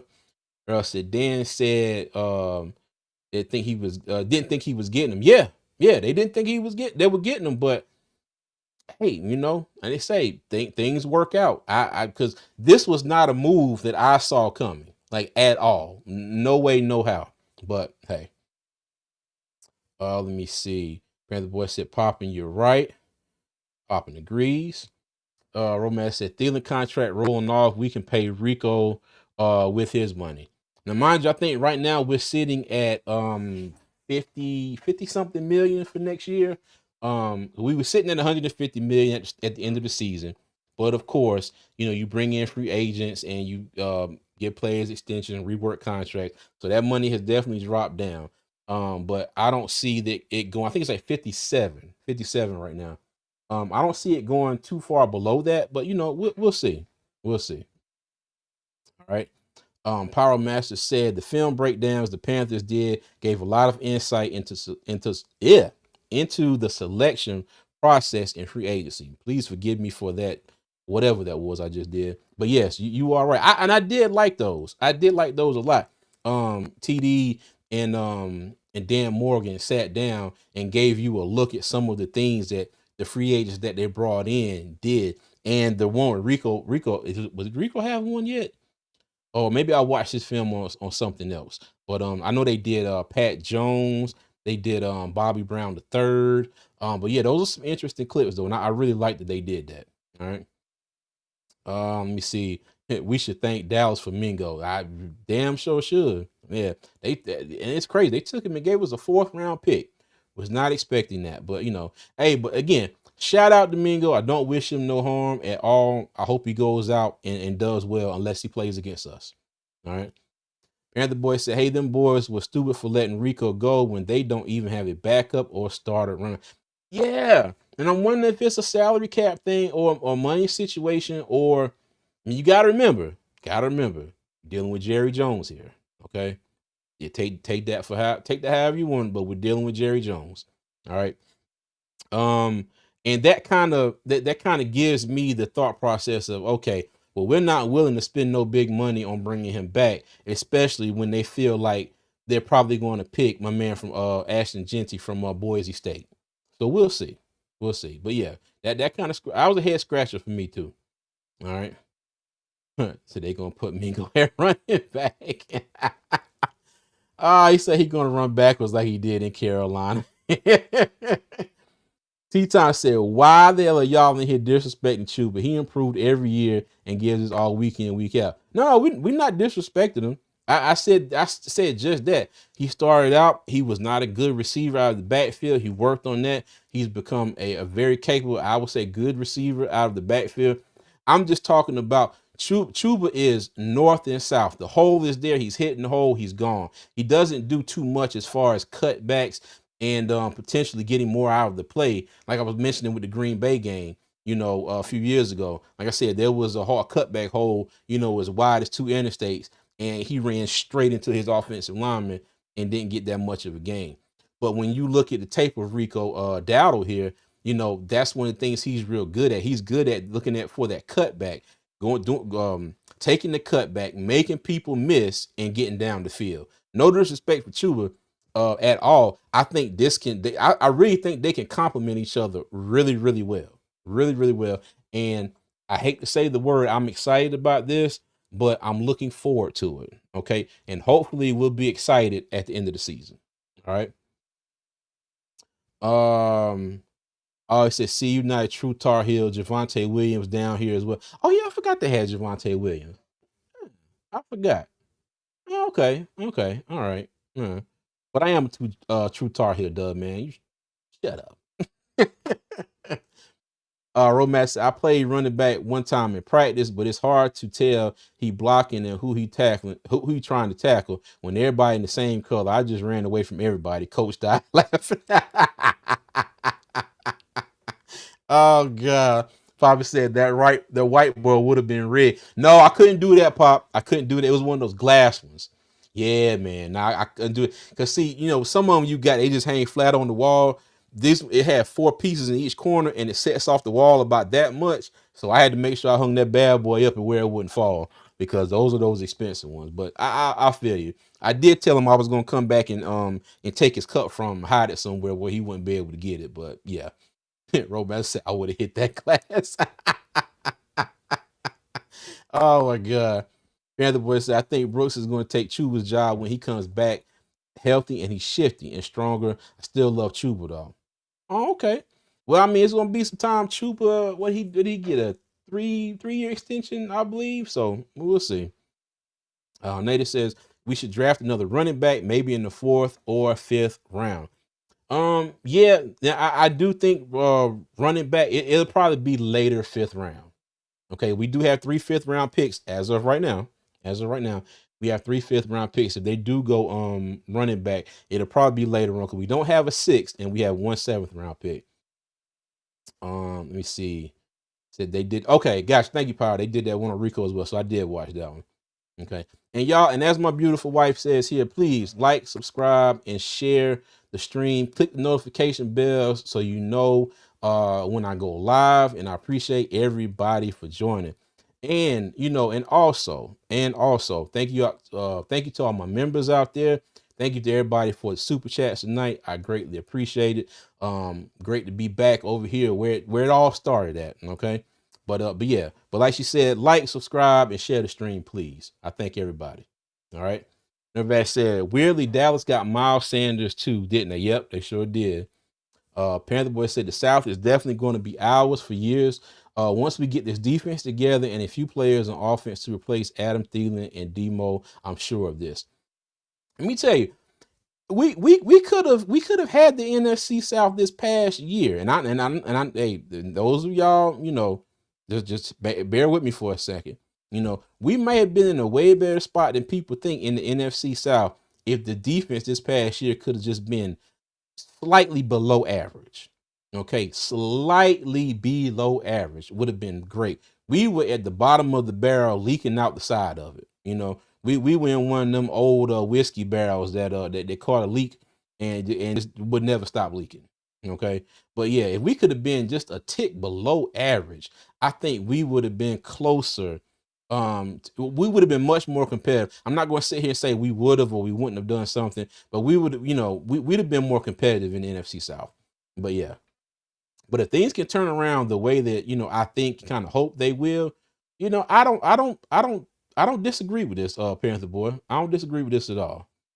All right. Romance said Jerry Jones will pay luxury tax for the right player. He don't care about the cap. Sure will. And I got you, Doug. Don't worry. Don't worry. Next time you go live, I got you, player. I got you. You know how we do. Jerry want to be coach, GM, ref, and probably wants your job to CJ. How part of the podcast next. Hey, let me tell you, shit, as much money Jerry be throwing around for the right price, shoot, he had this joker. Let me tell you, he had that channel. I go start something else. Steven said Chuba and Rico both get 800 plus yards, Bryce throwing for 4,000 yards, and defense getting 60 sacks, playoffs, here we come. Jesus Christ. Lord have mercy. Don't, hey, that would be great. That would be great. But you're not gonna get me to say that's gonna be a definite. I would love for that to happen. I want that to happen. But I'm not gonna, I'm not gonna second that right now, Steven. I'm not gonna second that. But I agree. I want it to happen. I want it to happen. And here comes Roadmaster. Bryce won't get no 4,000 yards unless you count pick six. I thought about that. I was the Roadmaster gonna say something about that one. We need to run our backfield like the Lions does with Gibbs and Montgomery. Yes, I agree. I completely agree. Roadmaster offense couldn't stay on the field. Defense always had their back against the wall. Well, I ain't gonna lie, Roadmaster. If you say their back was against the wall, that back was made out of 10 mil plastic sheathing, man, because you know they were just getting pushed backwards. That wall was thin. I mean, hell, they got ran up and down the field, man. Ran up and down the field. That defense was trash. Garbage, juice, trash. You know, I will say they were always on the field, but they were always on the field because they couldn't get their own ass off the field. All right. I say that because in some of these games, the Panthers put up enough points to be able to win, but the defense just could not stop the opposing team. Yeah. Papa said, who throwing for 4,000 yards? And he said against the who's throwing 4K yards. LOL. Hey, you know what? Like I said, I'm not. I have learned my lesson. Okay, I ain't gonna lie. I was overly excited about this team last year, and I still believe in them, but I am taking a wait and see approach. Now I will give my predictions. Okay, I will give my predictions, but I'm not gonna be like, oh, this is set in stone. Bank on it. It's going to happen. But like I said, I still believe in them. I think we're gonna have a good season. All right. So there's the famous saying, yes, I love it. Oh man. Okay. But that has been Rico and Chuba. Okay. Like I said, y'all let me know what kind of a running back duo do y'all think we have here coming up to 2025. I put it like this. If they both stay healthy, I think we can challenge for the top duo in the league. I think we can be right up there with the likes of Montgomery and Gibbs in Detroit. Okay. Roadmaster said we were too small for a 3-4 to start. We look good in 4-2-5. Facts. Yeah, because I said this about Shy Tuttle, and I know Doug is gonna throw something at me. I like Shy Tuttle. Shy Tuttle is in the wrong scheme. Okay. He is not a nose tackle in a 3-4. You put that man back in a 4-3 somewhere, and I think he'll do better. Okay. But I'm glad to see Bobby Brown here. And I kind of hope if now Shy Tuttle took a pay cut to stay here. I hope they may potentially move him as maybe a backup on one of them defensive end spots. I would still like to see them draft a nose tackle, to maybe come in and back up, Bobby Brown. And I'm sure at some point they'll all be moved across the line. You might see Derek Brown at nose tackle here and there, probably sparingly because him and Ashawn are mainly at the DN spots. But we'll see. We'll see how that goes. The 4-2-5. I ain't gonna lie. Sometimes I felt like they lined up way too wide in some of them situations, and we just got gashed right up the middle. But it was for me looking at that defense, especially the defensive line, in the way that we just couldn't get any pressure, like any pressure at all. And I go back to this, and I will harp on this until hopefully it doesn't happen this year.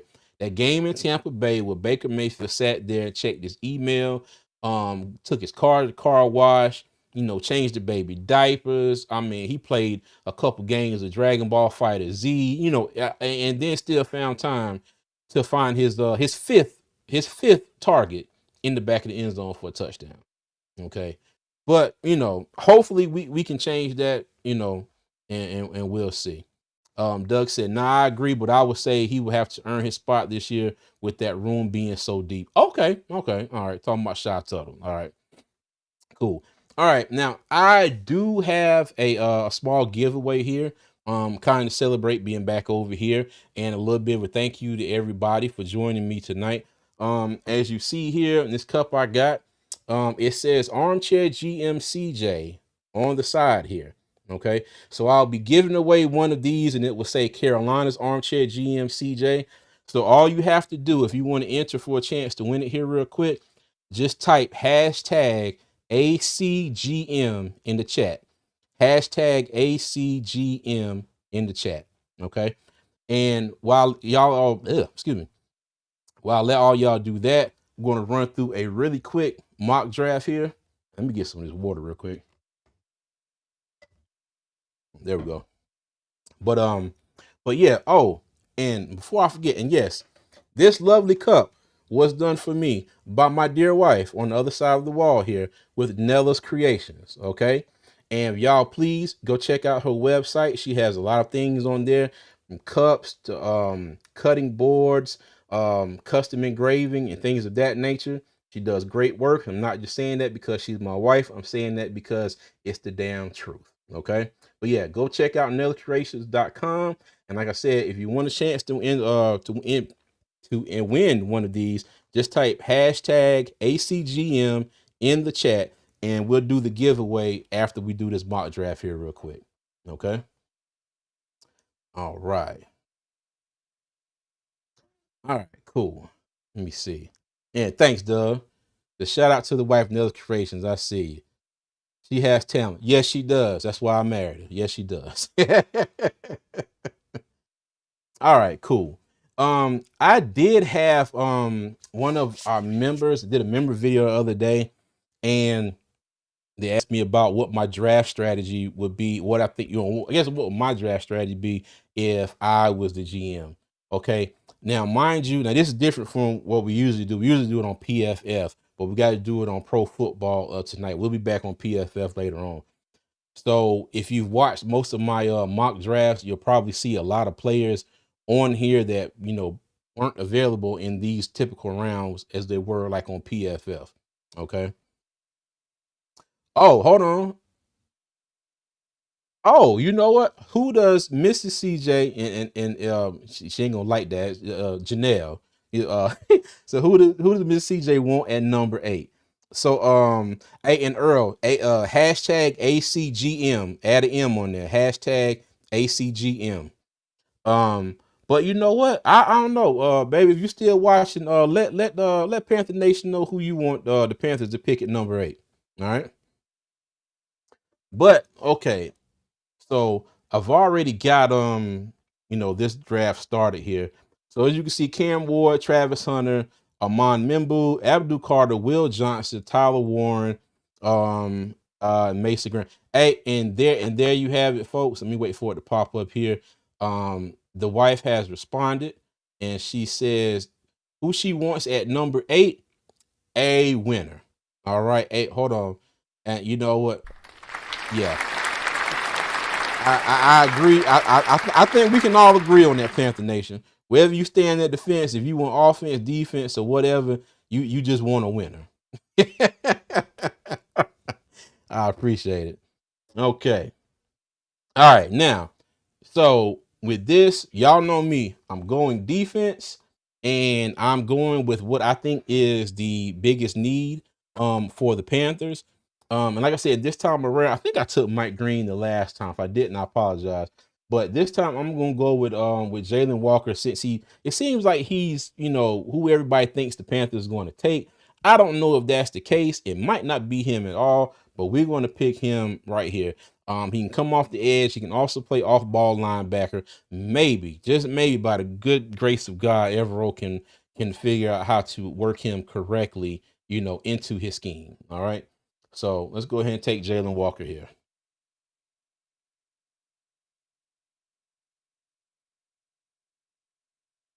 Hold on, hey, popping. He said hashtag AMG. He great. Hey, Nella, he said good answer. And Roadmaster said he would have went Stewart. Nah, no, absolutely not. Absolutely not. I'm sorry. Okay, so now we're sitting at 57. All right. So for me, our biggest need is an edge rusher. All right. Now, for me, you look at our safety room. We are thin at safety, and also I think Mike K said this on Twitter that um Blackman from Indianapolis is still in play for the Panthers. I can't remember his first name, but y'all know who I'm talking about. Blackman is still in play at safety for the Panthers. So we'll see if that plays out. Hopefully it does. But as of right now, we still very thin at safety. So I'm going to pick Makuba from Texas. All right. And in this one, I'm not going to mess with any trades here. Go ahead and get y'all out of here. I thank y'all for listening to me ramble for an hour and a half already. All right, at 74. Now we've gone defensive. We've gone edge rusher / linebacker. Okay, we've gone safety. I'm gonna look at the cornerbacks and see Denzel Burke from Ohio State, but there was, I think it was Zy Alexander here. Okay, it said he's a long, wiry cornerback with athleticism and fluidity to develop into a day 2 draft pick.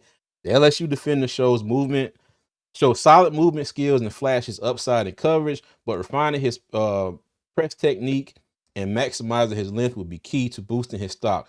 With improved consistency, he has the tools to rise up draft boards. And I think that was probably the wrong person that I looked at. Dorian Strong, I think this was it. Okay, Dorian Strong is a skilled and instinctive cornerback who excels in man coverage, but is also more than competent in zone coverage schemes. Okay, and you gotta remember, Evero plays a crap ton of zone. All right. Let me see. He possesses fluid hips, quick feet, and strong closing speed, allowing him to stick with receivers, disrupt passing lanes. Strong's ball skills stand out as he consistently tracks the ball and makes plays on it in contested situations. He plays with physicality at the line of scrimmage, using his length effectively to disrupt routes. Strong's football IQ and anticipation enable him to read quarterbacks and jump routes, but can also make him vulnerable if he mistimes the play or double moves. Additionally, adding strength will allow him to handle bigger receivers and further enhance his game as a lockdown defender. Okay, now I do like the part about him excelling in press coverage and man coverage, but also he is very capable defender in zone coverage, which he will be playing a lot of if he's drafted by the Panthers. So I'm going to take him next. All right. Now, let me see. Our next pick is 111. Okay. And now I'm going to, and I think somebody said it here. Yes, I am. I'm going to go linebacker next.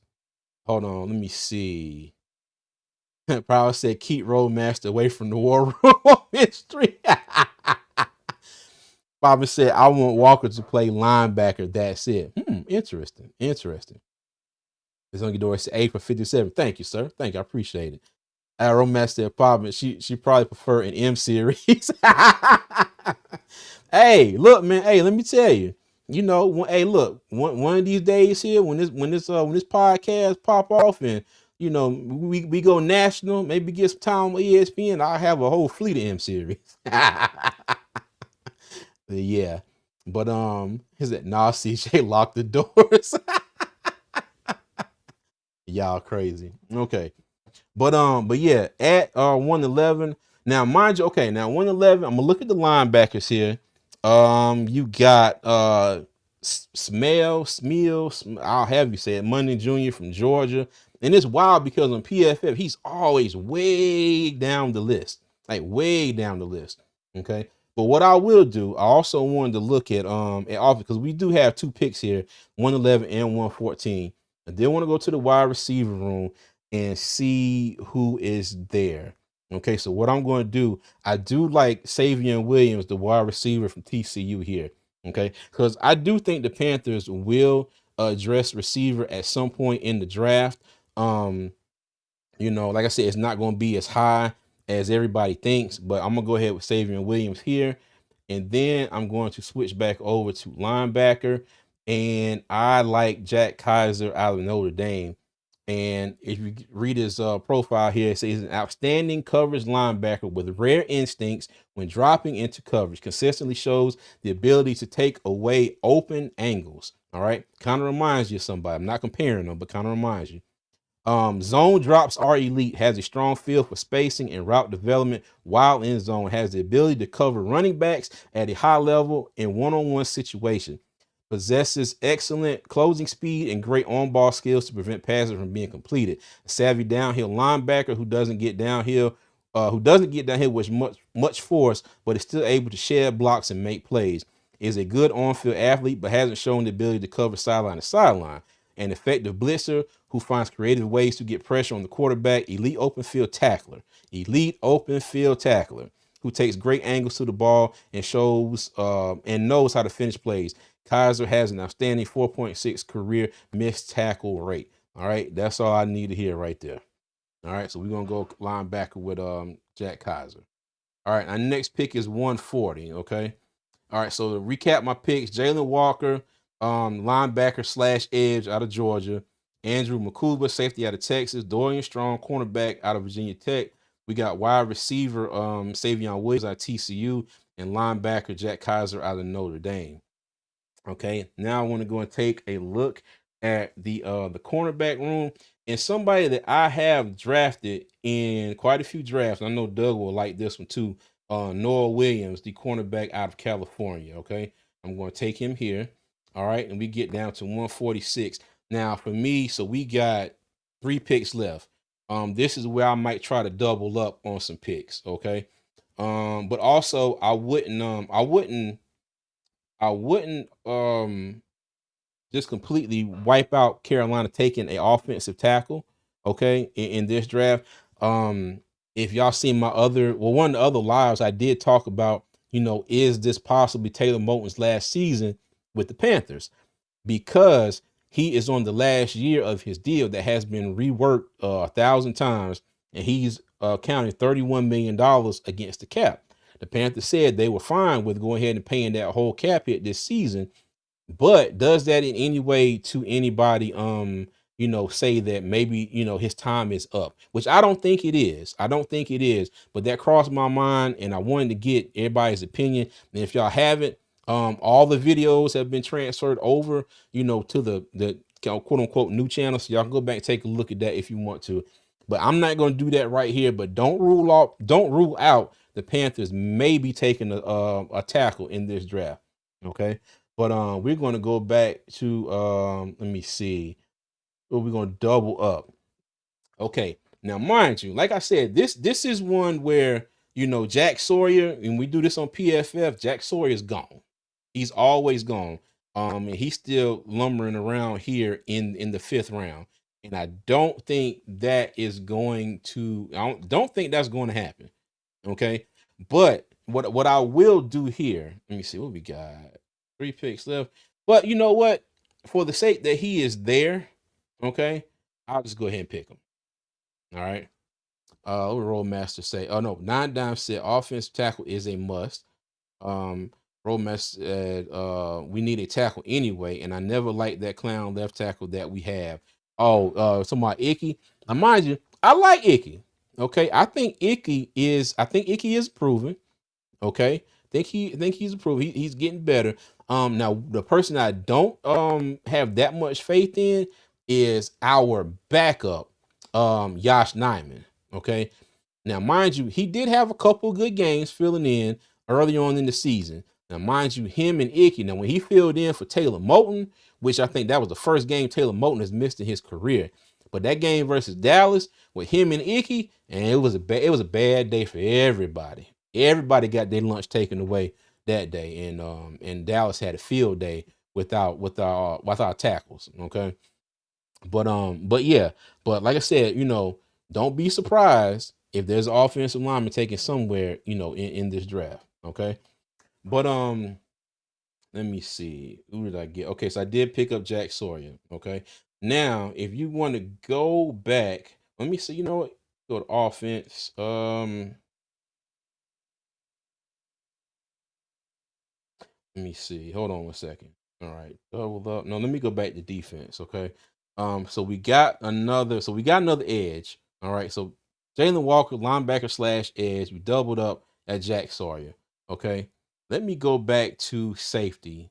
And like I said, we are super thin on safety, and I wouldn't be surprised if they draft too. Like I said, Malachi Moore is always a lot lower down on the board in on PFF, but I'm gonna take him right here. And then we get down to 230, which is our last pick. That's one thing I do miss about PFF. It's a lot faster than this. Let me just go all, and you know what? Tonka Hemingway is there. We're gonna take him. You know, one. I probably would have picked the an interior defensive lineman a little bit higher than that. But like I said, but let me know what y'all think. We got Jalen Walker at number 8, Andrew Makuba at 57, Dorian Strong at 74, Savion Williams at 111, Jack Kaiser at 114, Noah Williams at 140, Jack Sawyer at 146, Malachi Moore at 163, and Tonka Hemingway at 230. All right.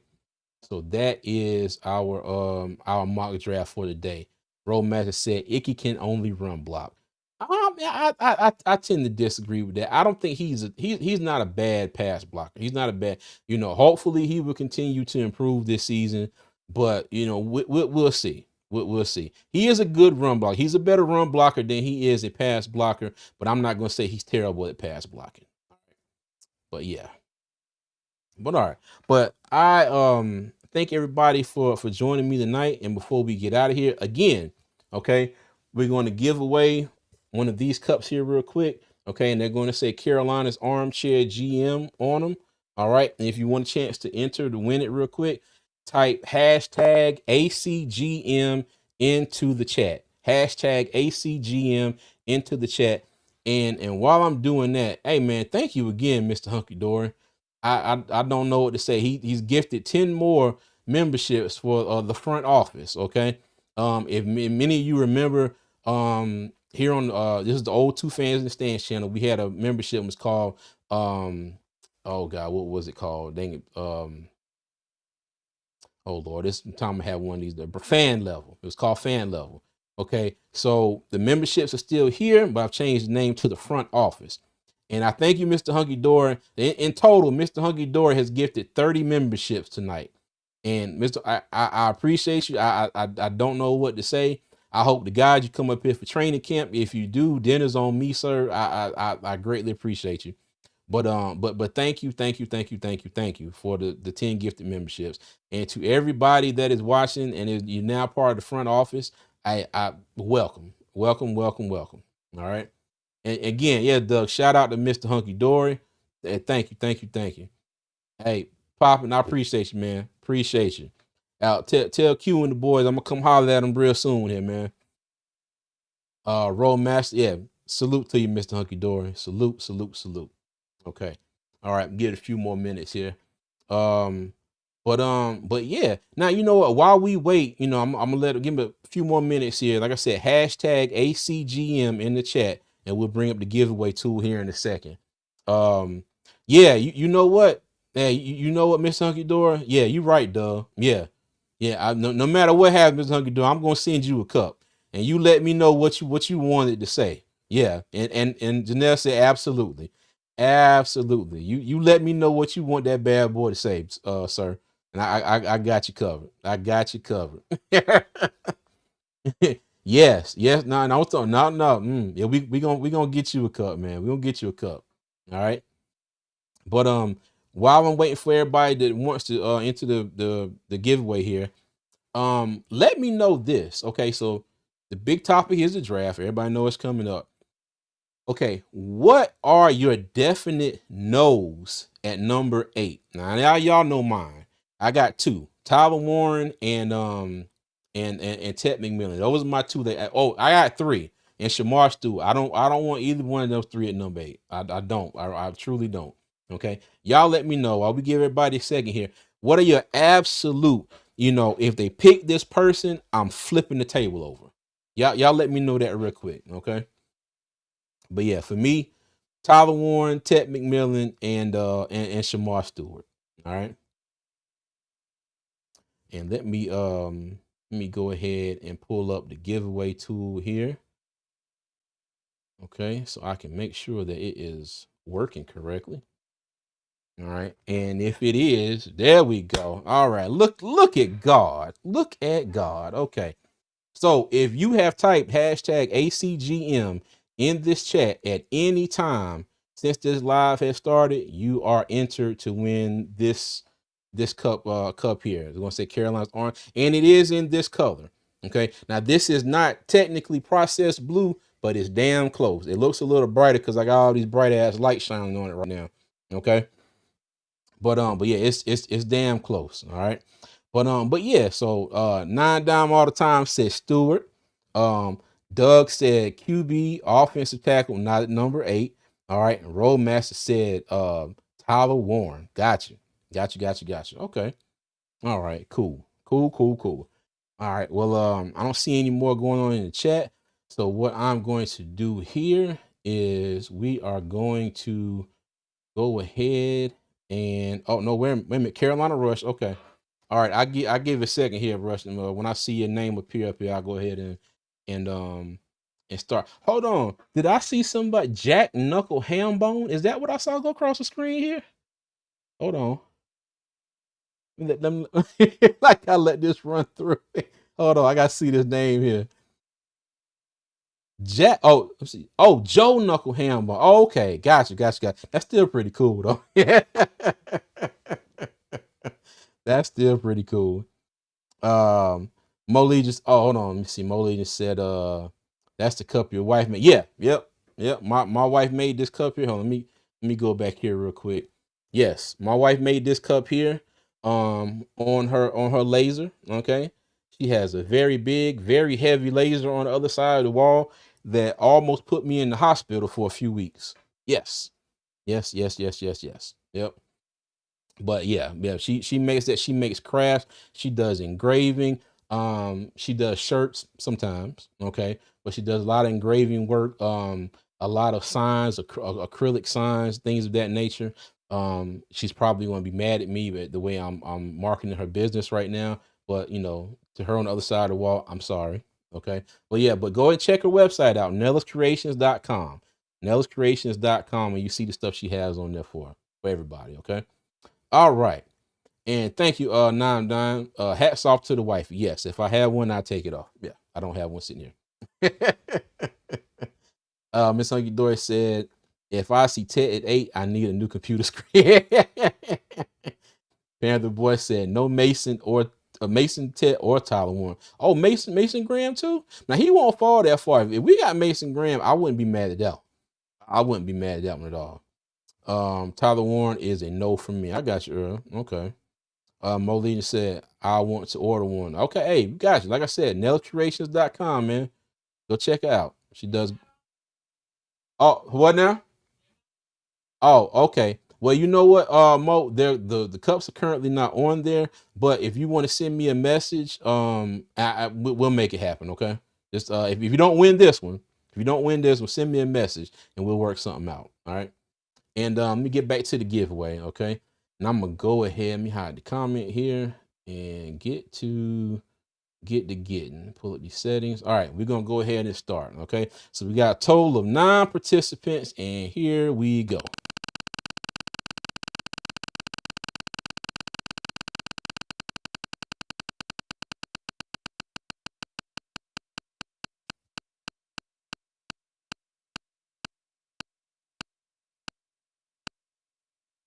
Hey, 9 Dime all the time. What's going on? Hey, well, we will get you one of these cups. And let me get back here. Okay. And it will say Carolina's Armchair GM on it. All right. And it's crazy because I thought I had the little confetti thing on there for it to pop up. And I was waiting on it to go like, psh. But apparently I did not have that checked in the settings. But congratulations to 910 all the time. I always call him 9 Dime all the time. Send me a message either on Twitter, or you can send me an email. The armchair gmcj at gmail.com. Okay. Send me that and I'll get your address and we can get it shipped out to you.